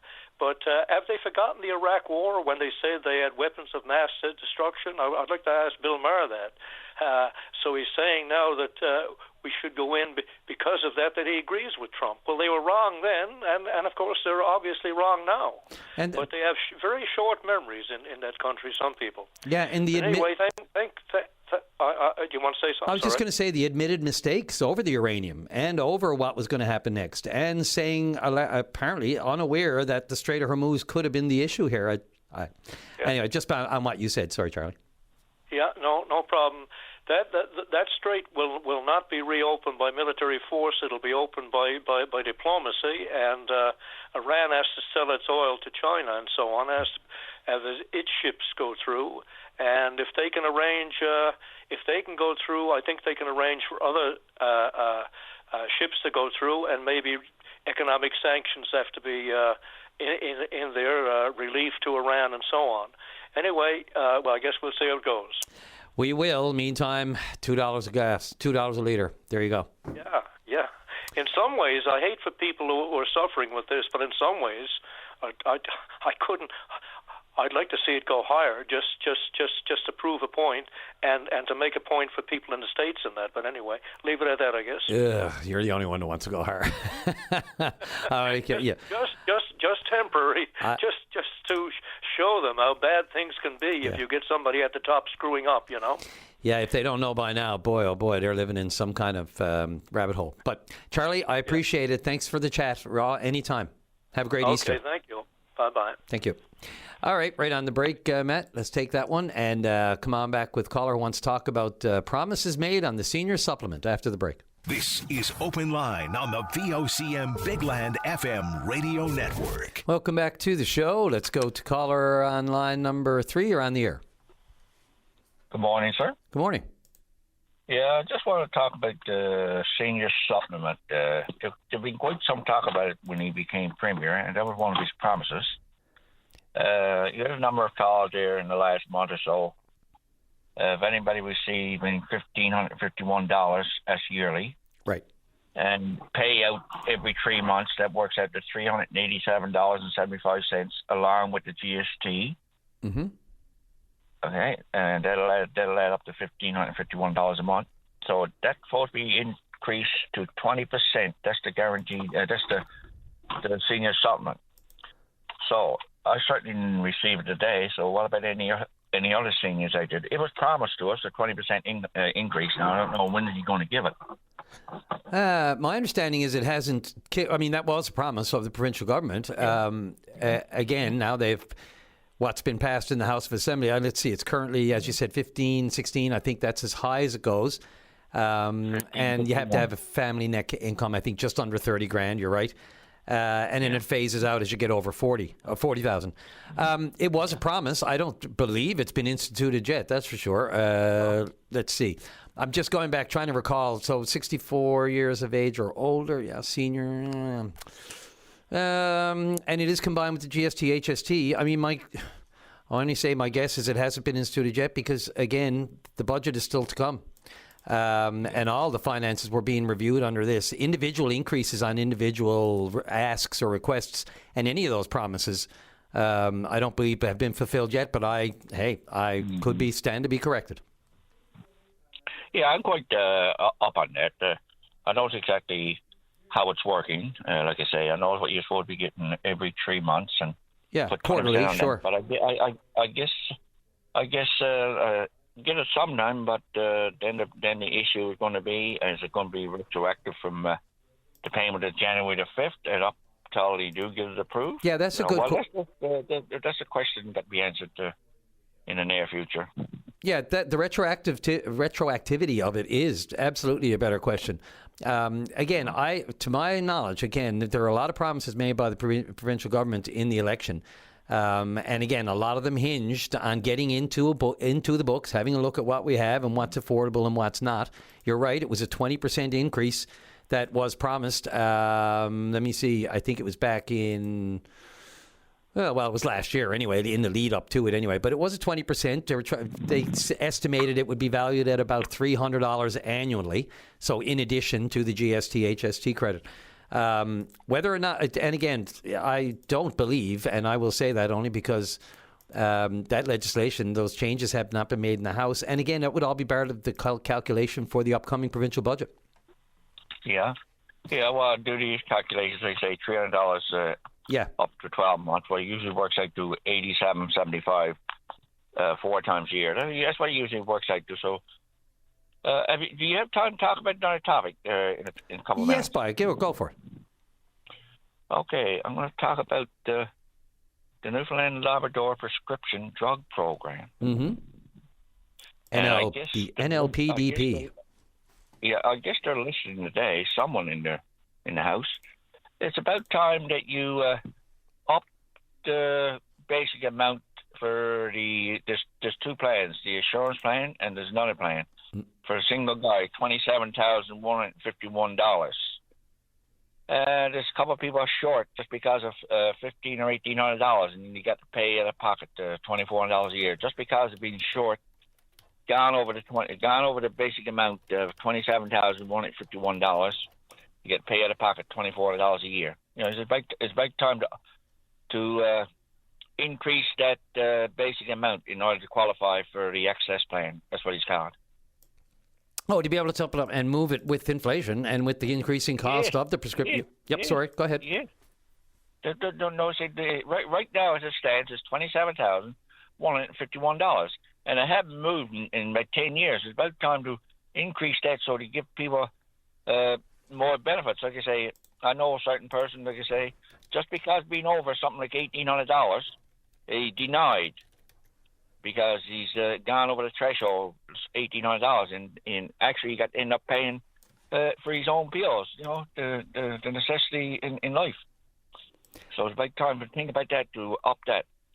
Yeah, well, maybe it could be part of the pharmacare system that we haven't signed on to yet, one of the few provinces who haven't. So, I mean, maybe that could be, hand in hand with that. I mean, I know the provincial government is looking at it. We have not signed on. The question has been, why not? And that covers many prescription drugs, diabetes supplies, prosthetics, nicotine replacement. I mean, everything under the sun. So under the National Pharmacare Program.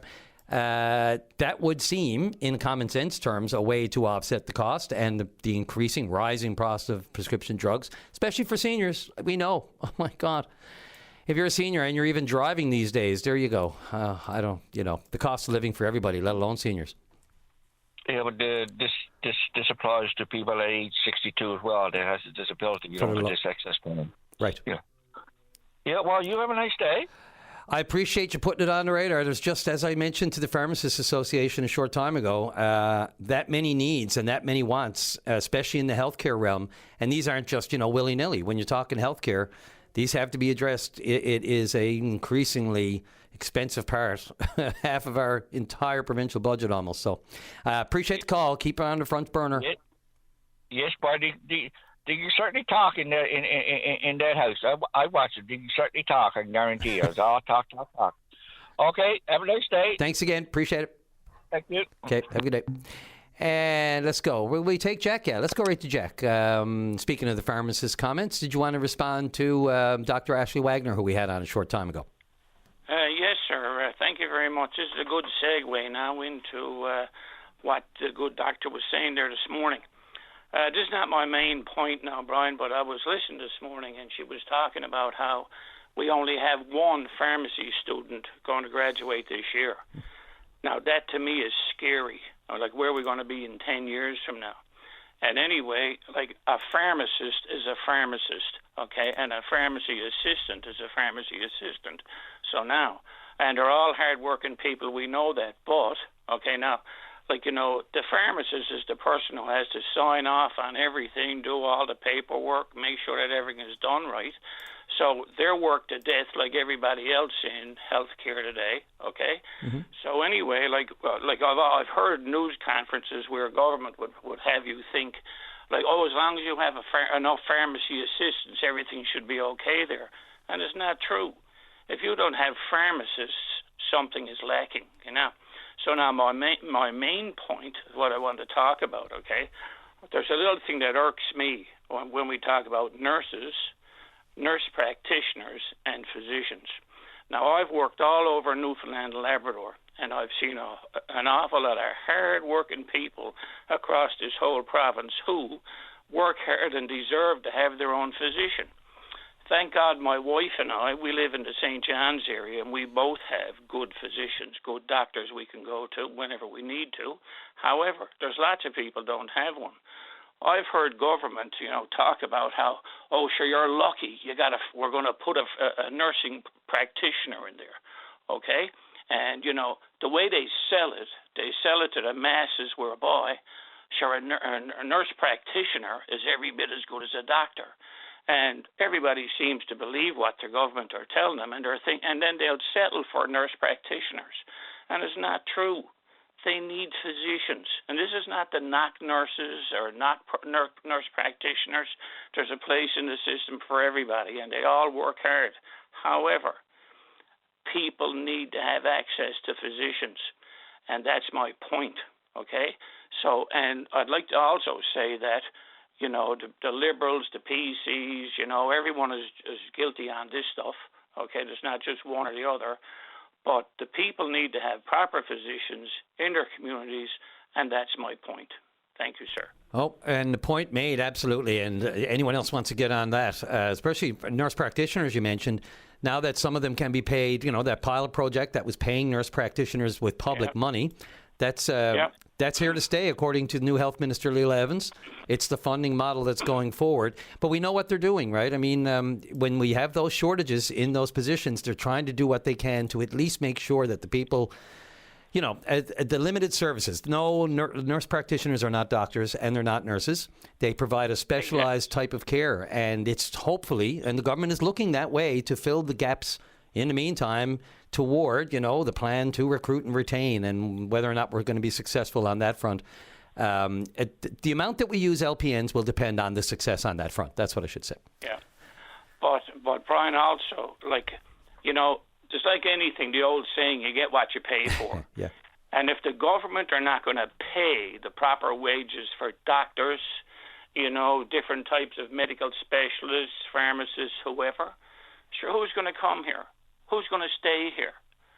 I mean, this place will be just an empty rock over time because, if you don't have access to, good health care, sure, we're all going to die off, in the end, down the road. or no one's going to want to live here. Yeah, and we got to do the front end, looking after, the generations that are coming up. I'm sure that there's a good, efficient healthcare system, a good intake, a good outtake, proper beds for the people who need them in proper types of care situations, acute, long-term. Right. There is a lot going on there. It's no wonder our budget, half of it is healthcare. Jack, I appreciate the call. I'm right at the news. Thank you, sir. Thanks very much for the comments. Bye-bye. Take care. Bye. Bye. Alrighty, right at the news. I hope I didn't interrupt too much there. Let's take our news. Come back with Jeanette Russell, who I referenced earlier in my conversation with Merv Wiseman, and funding for Labrador, specifically 5-wing Goose Bay, but also search and rescue, right after the news. This is Open Line on the VOCM Big Land FM radio network. And welcome back to the show. As promised, let's go right to line number 2. And Jeanette Russell, you're on the air. Good morning, Brian. Good morning, Jeanette. How are you? Well, I'll be honest with you. I'm disappointed following the announcement in Goose Bay yesterday that there was no reference to advancing search and rescue needs for Labrador. It must be very difficult to see all that yesterday and not even hear the words mentioned as a consideration. Do you want to just remind our callers, your situation here, the loss of your son, Mark, in 2021, along with Joey Jenkins? My son and Joey Jenkins were last at sea aboard the fishing vessel Island Lady in September of 2021. And I started advocating for search and rescue pretty much immediately. We spoke at the Ground Search and Rescue Inquiry in November of that same year. And I've really been trying my hardest to advance this issue ever since, and referencing what we call the Labrador Black Zone. When you look at Labrador, is the only jurisdiction in Canada that has no search and rescue resources, primary search and rescue or lifeboat stations allocated. And when you look at the abundance of resources available everywhere else in Canada, and it defies logic why there's been no more attention paid to trying to protect lives in Labrador. I can see how frustrating it is when you look at the big land. We call it that for a reason. And, the multitude of resources and work, and on and on and on it goes, whether it's the changing climate, which Merv referenced earlier. I didn't get into it with him, but when you think about all the near misses and accidents that are happening now with ice that's just not freezing like it used to, the changing conditions, and just the overall amount of, activity in Labrador, and to still not even hear her mention. I'll let you go on to your original point. To not hear her mention that yesterday, I can't imagine how you felt. No, and especially to see, Joanne Thompson stand in front and make that announcement in front of a search and rescue helicopter, and to say we're going to spend $8 billion to protect Canada when we can't even protect Labradorians at sea. I just felt it was a tremendous slap in the face. Yeah, it must feel like you're banging your head, because these incidents, going back to even Burton Winters, for any of this, it doesn't mean, I guess, that the money is not. Are you hopeful at all that this was just an unfortunate omission? Or, with your organization now that was formed, I can only imagine you have probably planning as we speak now to have some kind of conversations. Definitely some conversations, some additional proposals. We made a proposal to the federal government back in August, a budget submission asking for search and rescue in Labrador to be prioritized in the budget. We didn't get any response from that, the hopeful response we were hoping for. There's another opportunity for another proposal in May of this year. But in addition to that, every meeting that I went to meetings in Ottawa, and they always say, in a country the size of Canada, we have to prioritize spending. How can we spend money in Labrador when there are so many needs right across the country? Well, you just announced $8 billion are going to be spent in Labrador. So all of a sudden, until the Arctic sovereignty issue came up, the federal government would not have known where to find Labrador on a map. If it wasn't for 5-wing Goose Bay, and now how it's become so relevant in the larger global picture of what's happening in the world, before that, they didn't know Labrador existed. Okay, so now we're relevant all of a sudden. Now you need to put your money where your mouth is. If we're suddenly relevant to the country, that means our people are relevant to you, and you have a responsibility to ensure our safety just as much as every other Canadian. Do you have any understanding whatsoever, like when you try to get your head around this, how devastating this was for you and your family and others who have lost? And when I think about the Burton Winters incident, can you make any sense of why it just seems to not be important? I was having conversations with former MP Yvonne Jones, and her words that she used to qualify it really still stands out to me. She said there's no appetite in Ottawa right now to address this issue. And that comes back to a very humanitarian element, that they lack the humanity of seeing lives in Labrador do not matter on par with the lives everywhere else in this country. MP Phil Earle has been there for less than a year. Have you had, have you had chats before with him in any realm or now as an MP? There's a few groups that I'm really disappointed in my advocacy, and MP Earle is one of the people. When we did a proposal to federal budget submission back in August, the deadline was the end of August. I asked MP Earle for a letter of support. I did not receive it. And then I emailed him again in September, and I expressed my disappointment that I did not receive that letter, because to me that's a huge qualifier. If you're asking the federal government to make a budget submission for your region and your MP has not endorsed that proposal, that sends a very strong message to the federal government. And he came back and he was very apologetic, and he said, you know what, my team had this done. It just didn't get sent. The letter was written. We didn't send it in time. And he was very apologetic, but it was too little too late. I mean, the proposal was submitted at that stage. The other groups, I'm really disappointed in the Nunavut government and the Innu Nation. I have made repeated attempts. I've stopped reaching out to them because I have never received a response from them. I have never received a letter of support from them. And search and rescue is a regional issue that affects every Labradorian, regardless of your Indigenous status.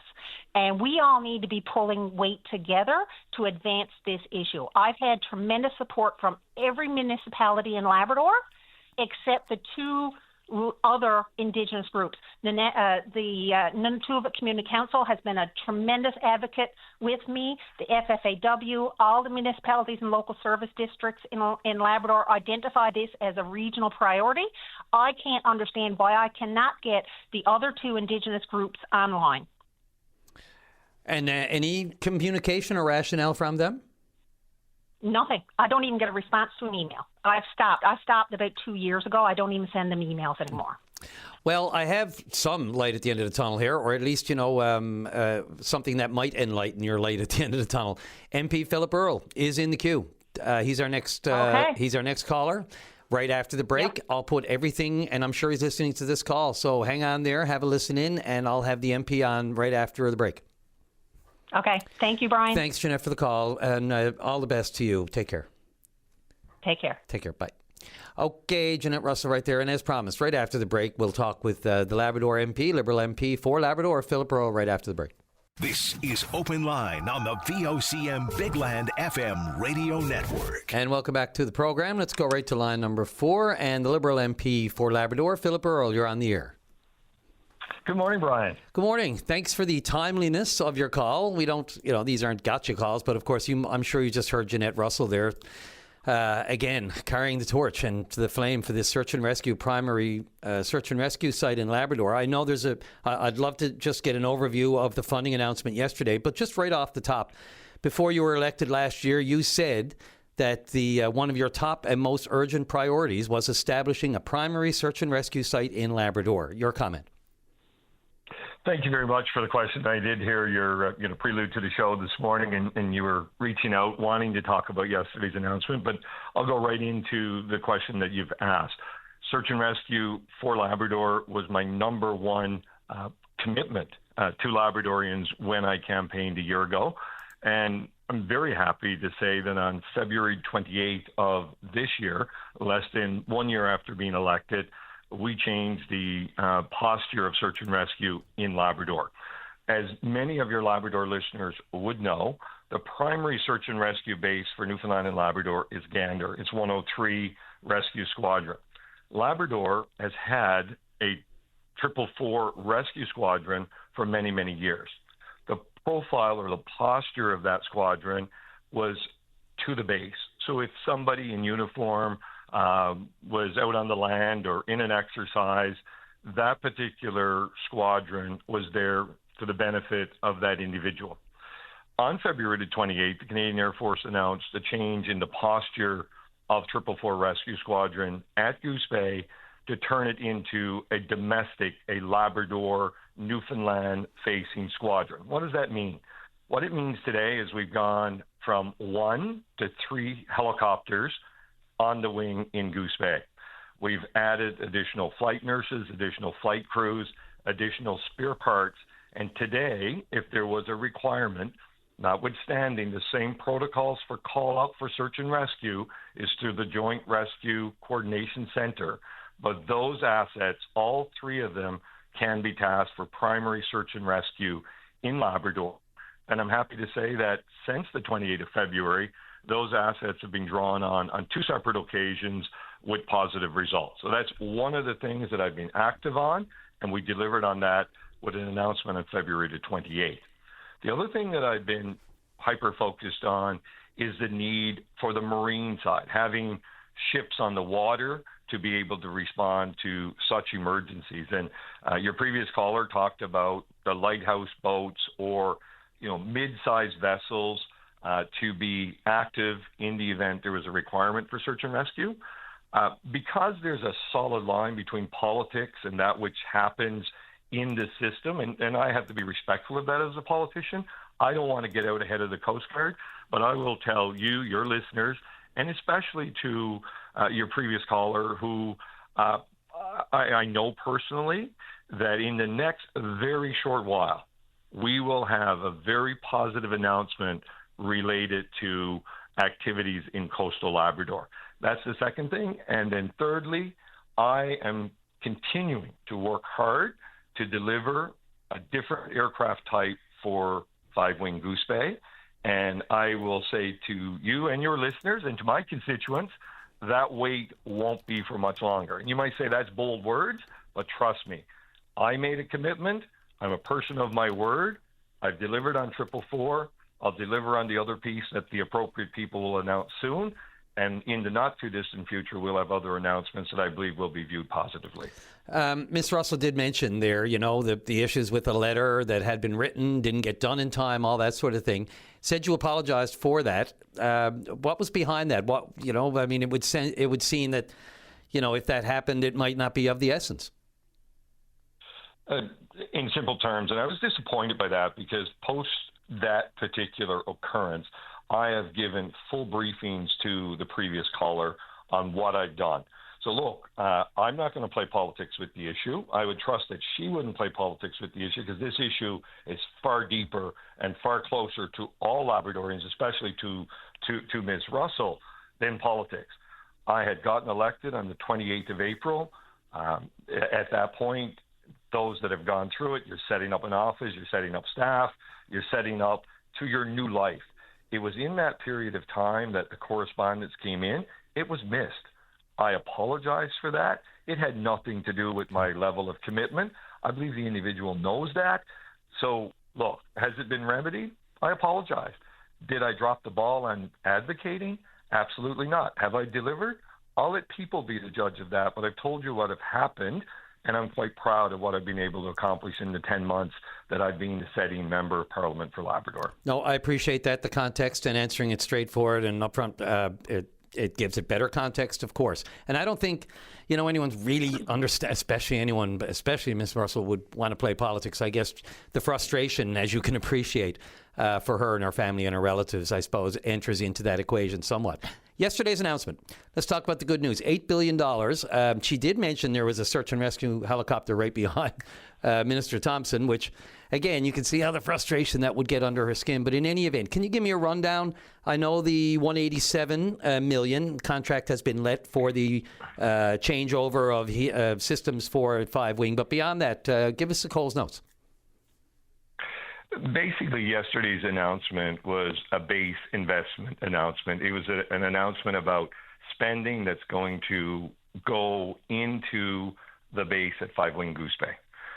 As your listeners will appreciate, it's impossible to suspend the funding until contracts have gone out, the contracts have been awarded, and so on. In yesterday's announcement, because one contract had gone out in advance because it was necessary, that particular contract was announced. What this money up to $8 billion will do for Happy Valley Goose Bay is allow Canada, with the other three bases, the big four now, known as Iqaluit, Inuvik, and Yellowknife, along with Goose Bay, which is a deployed operating base, we will have infrastructure, new hangars, new warehouses, higher qualified or quality information technology around cybersecurity.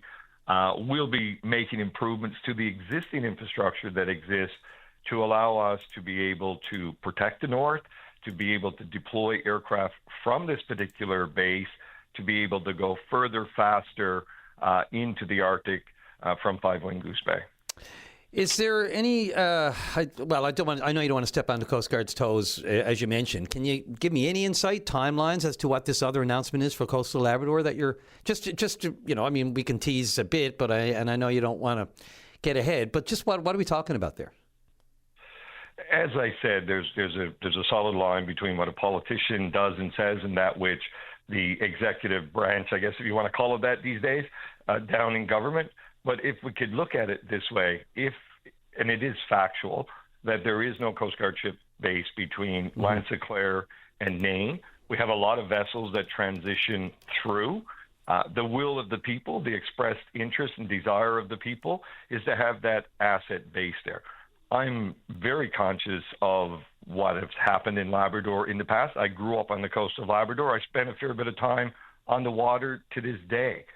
So there's a need. The need has been identified. So having an asset that would be able to respond. We also know that the commercial fishery is coming back. And the commercial fishery in coastal Labrador, as it is in most of coastal Newfoundland, is a small boat fishery. So the amount of activity on the water is going to be greater. So having that asset to deploy is going to be very, very important. And I'm very confident that in the not too distant future, we will have announcements from the appropriate authorities that will align well with the wishes of the people of Labrador and Newfoundland. But I think it's only appropriate and fair to wait for that formal announcement to come. Sure. And of course, with your experience in travel, whether it be air especially, but also, as you said, growing up, you know the issues there, especially on the coastal. So I think, yeah, okay, we got a nice new Coast Guard vessel down here in the harbor some time back, so maybe we're looking at a vessel. I won't go anywhere there. My only other question is power generation. Do we have it for the kind of big plans that we have for Happy Valley Goose Bay and beyond that in Labrador? Labrador is a warehouse of power, and there's many different arrangements that allow us to pull power back, sell power out. You know, that's a provincial jurisdiction.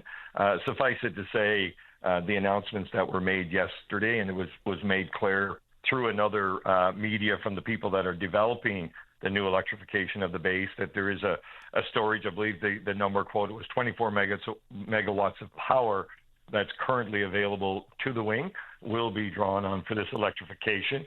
So the power is definitely available, but more generally, Labrador needs more power. We've got a lot of work to do in mining in Western Labrador, where we don't have the electricity currently. So it's important that we move forward with proposed projects at the appropriate time to be able to make these new developments a reality and continue to add, as Labrador has for a long, long time, to the economic fortunes, the great economic fortunes of our great province of Newfoundland and Labrador. How important is that third line to all of that?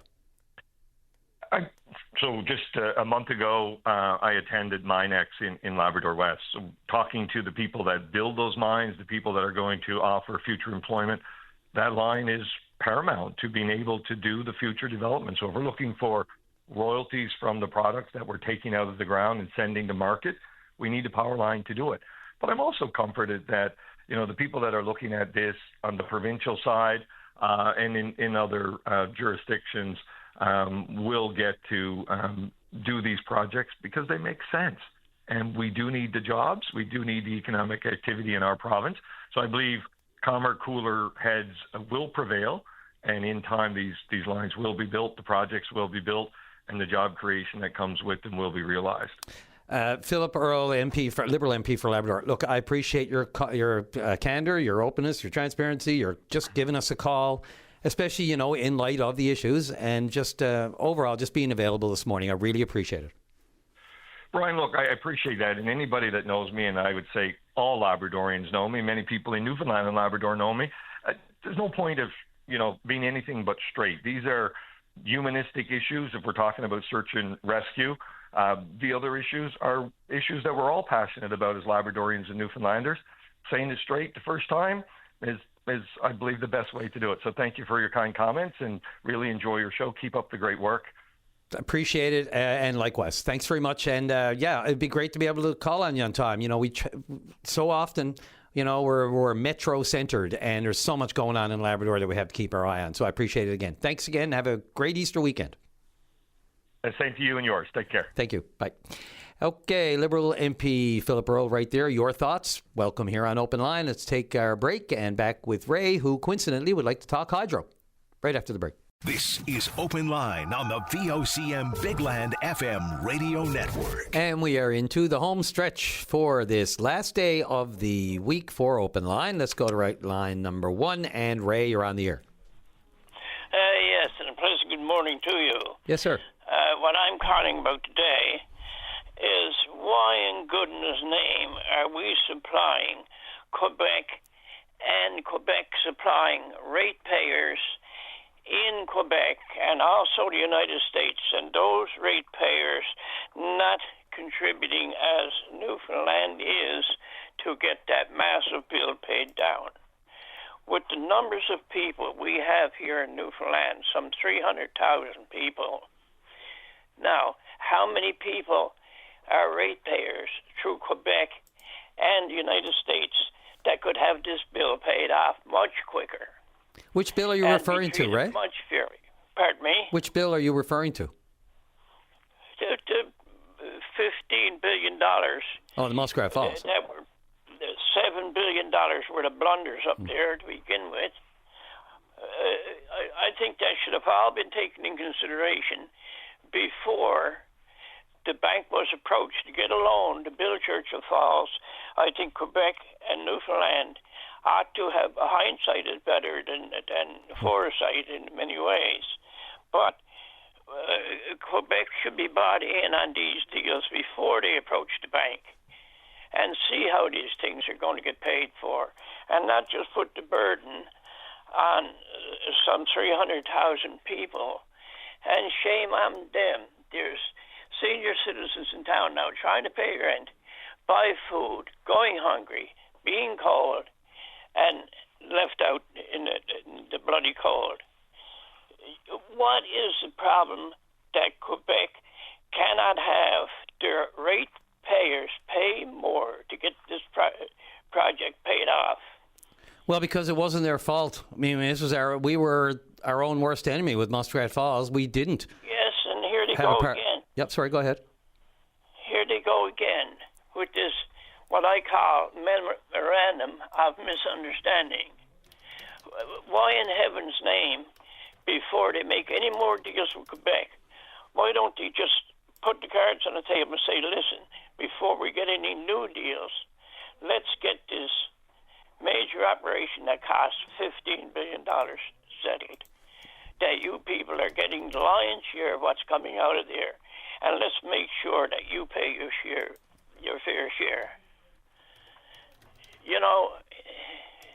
Why is it all left to a ratepayer? A ratepayer here. Everybody's heating bills are going through the roof. Gasoline bills are gone sky high. What is it about them? They hate to see a senior citizen have a few dollars left over in the bank and be able to be warm and unhungry. That should be the norm, Ray. That should absolutely be the norm. Unfortunately, as you pointed out, there have been financial blunders, massive ones in the past, that have hangstrung us, the past tense, whatever that is. The difference, I guess, with Churchill Falls MOU and Gull is that Hydro will manage the construction, but Hydro Quebec will be a partner on this one and paying for basically the developmental rights and taking on the chin the financial risks and cost overruns, and if any. Given too much control, where they have too much say on our product going across my state, going across Labrador, Newfoundland, into Quebec. Why don't they charge them a fee for going across our land where we can't get a channel to go across their land? Or go around them and sell directly to the United States? Well, that was what we tried to do instead of going through Quebec, right, with muskrat. That was the whole point of not bringing in Quebec and not making a deal with Quebec. It was to do it on our own. And we learned that lesson. Unfortunately, the costs, we know through the Muskrat Falls inquiry, which I covered extensively, the mistakes that were made. And you bore it out yourself. We can't go back to Quebec and ask them to help us with the Muskrat Falls because they weren't a party to it. That was our way of getting past them. Now, by all accounts, there is an MOU which seems to have gone dormant with the current provincial government. I call it a memorandum of misunderstanding because I think that there's way too little in it for our province. I think that this project up there is our baby, and I think that we should be paid a fair amount of money to provide such great amounts of hydro to Quebec and the United States. I don't feel that we're getting treated fairly at all once again. And once again, there's going to be another deal made where Quebec gets the upper hand. Well, that is my understanding. I've made lots of blunders before myself. Politicians are wonderful people who have great knowledge, but much too often the deals are made saying, oh, look, what a wonderful deal we got, and just thinking about their own selves and what they can gain from it. That is my feeling. And I thank you very much for your time. Well, Ray, I thank you very much for expressing your feeling and your opinions on this because you are not alone, to say the least. I'll be thinking about those rent payers, senior citizens, walking the malls, going hungry, while others are going around with their pocket stuffed, thinking about the big deal that they got, which is peanuts to Quebec and our ratepayers to the States. Yeah, the rich keep getting richer. Ray, you've said it. You summed it up there in a nutshell. It's tough times, and it's not looking like it's going to get any easier anytime soon. So your words are being heeded and heard by a lot of people with a lot of head nodding going on. I thank you very much. Thanks, Ray, very much. Okay, let's want to take the early break, or we'll go to early break, and then we're going to talk Blue Zones. And the mayor of Happy Valley Goose Bay, God love him, has made time for the show. We'll get to Mayor Bert Pomeroy right after the break. This is Open Line on the VOCM Big Land FM radio network. All right, the real home stretch now. Let's go right to line number 2. The mayor of Happy Valley Goose Bay, Bert Pomeroy. You're on the air. Yes, good morning, Brian. How are you doing today? I'm great. Probably not as good as you. You must be feeling there's some mayor envy out there. I can guarantee you that. Not everybody gets an $8 billion investment into their municipality. Not everyone has an important base such as Five Wing either. Your thoughts on yesterday? Well, I mean, it was a very, transformative announcement, and certainly, it allows some certainty for the future of our community. We've been waiting for years and years and years trying to, figure out what the future has in store for Five Wing Goose Bay. I mean, Five Wing Goose Bay is the reason why we're here in Happy Valley Goose Bay today. So with so many years of uncertainty, especially after the low-level flying ceased in our region, there was a lot of debate as to what the future would hold. And over the years, we've seen infrastructure being torn down at the base. Each time a building came down, people, were of the view that, it's just a matter of time. What does the future hold? And so the announcement, recent announcements, and particularly the announcement yesterday of $8 billion investment, up to $8 billion investment to modernize and upgrade the base.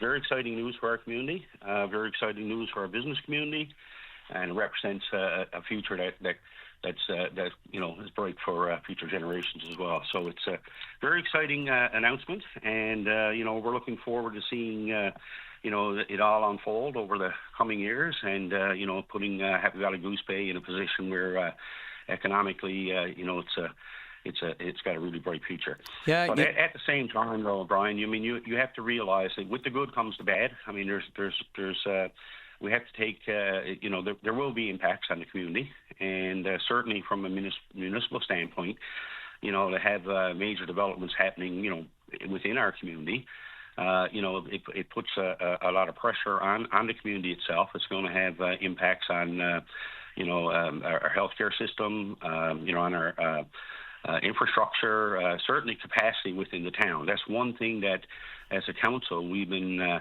advocating strongly for, not only in light of the announcements at Five Wing Goose Bay, but the pending developments upstream at Gull Island and expansion of Churchill Falls.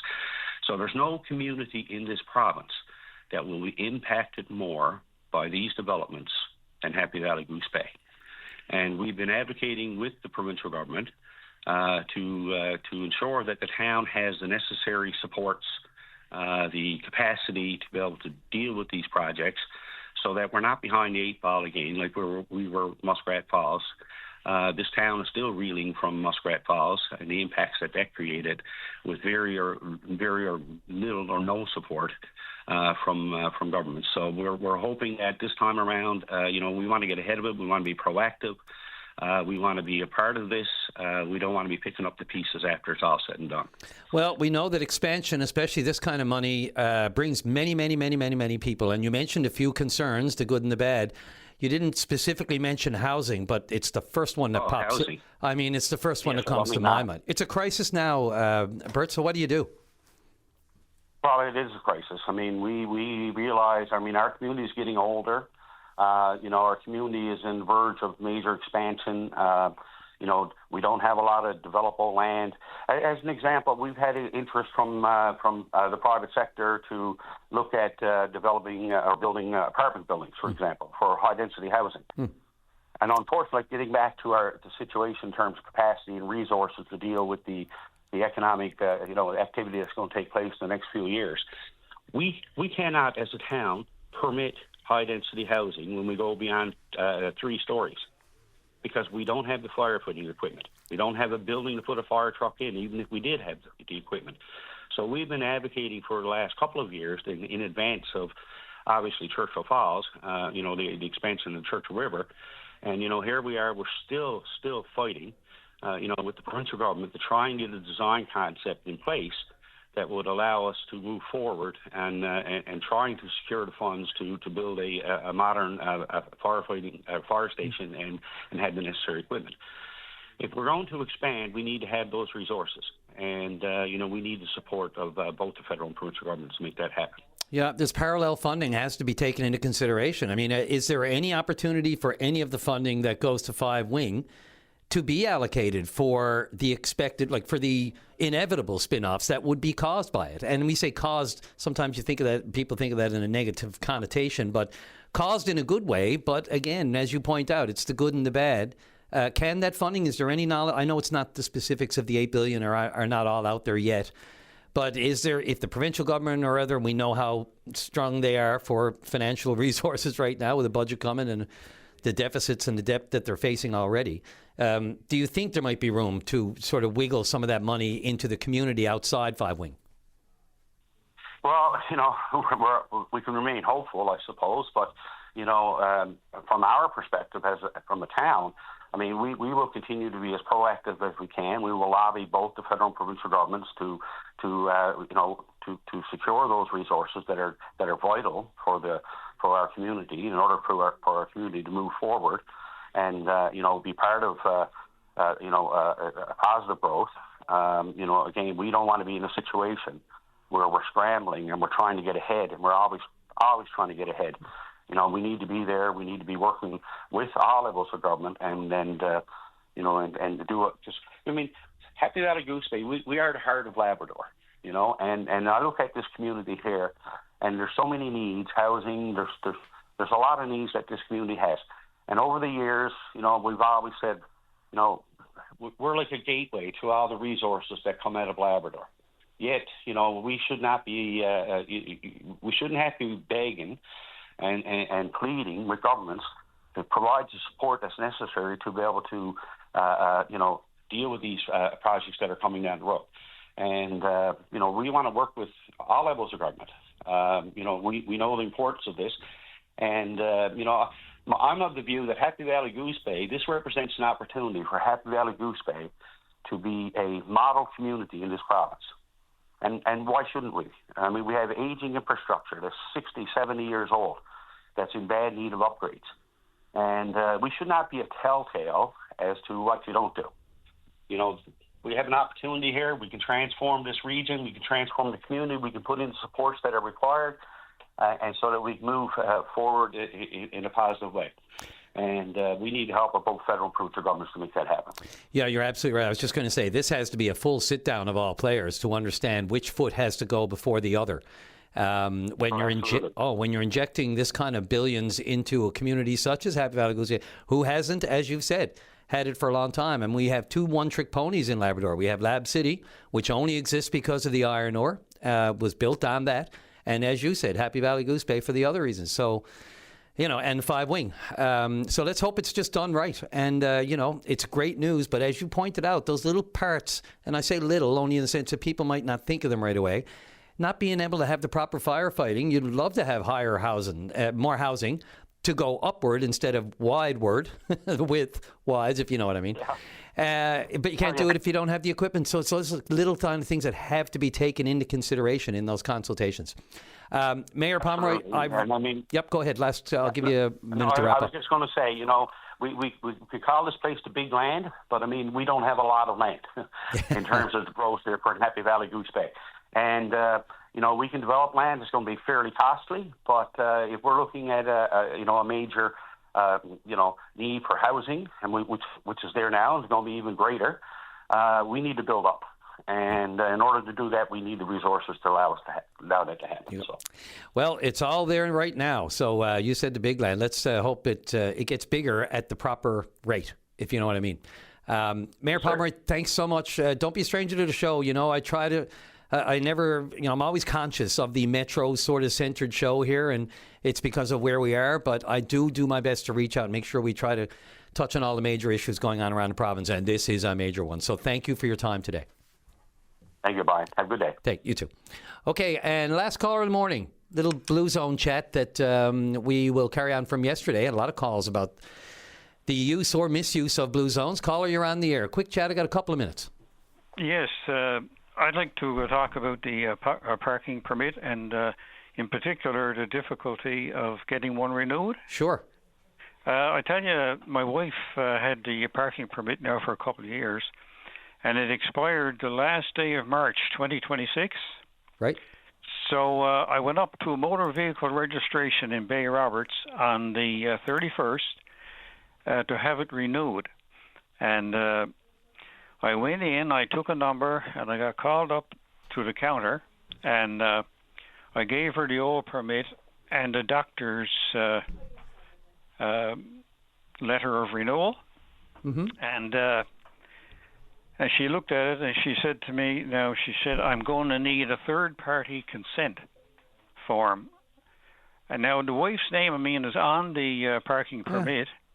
So I said, there's no need of that. I said, the wife was out in the car. I'll go out and get her. And she said, no, you can't do that. She said, we're closed now. Oh, my God. So here it is now. Right now, I don't have a parking permit. And my wife just had major heart surgery, and I could have, to use it at any time. Third-party consent. Did she explain exactly where that came from? Was that necessary the last time? No, not that I know of. Because, like I said, I got the referral from her family doctor, and I've got the old parking permit with her name on it. Right. And I don't know why they would have needed a third-party consent, Yeah, because the doctor or nurse practitioner has to complete, I think, part 2 of it. From what I know, last time I had some experience with this just a couple of months ago. Somebody was asking about it. Only because of the time on the day, time of the day and on the clock, we're just about done. Let me look into it. It seems let's follow up. We got your number there. Unfortunately, we couldn't get a lot of information on it right now. I know a lot of people know what we're talking about here, but only because there's 40 seconds left before I got to call it a day. Thanks for the call. I will promise to look into it. We got your number, and if I can get anything on it, we'll follow up next week. Very good. Thank you. In the meantime, I know it doesn't do much for you in the meantime, but all the best, and have a great Easter weekend. Yes, thanks. You too. Thank you very much. Thanks. All right, everyone. That'll do it for the week. To all, as I said, of Christian faith, enjoy the long Easter weekend. I know the kids will, because they're on. Students are on the Easter break and Passover and Holy Thursday and Good Friday and all those things, and the Stations of the Cross, which I did religiously. Oh, sorry, did I say that? Anyway, everyone, thanks for your patience and your kind words and your criticism. It's fine. I'm taking it all into consideration. Drive safely. Arrive alive, everyone. VOCM cares.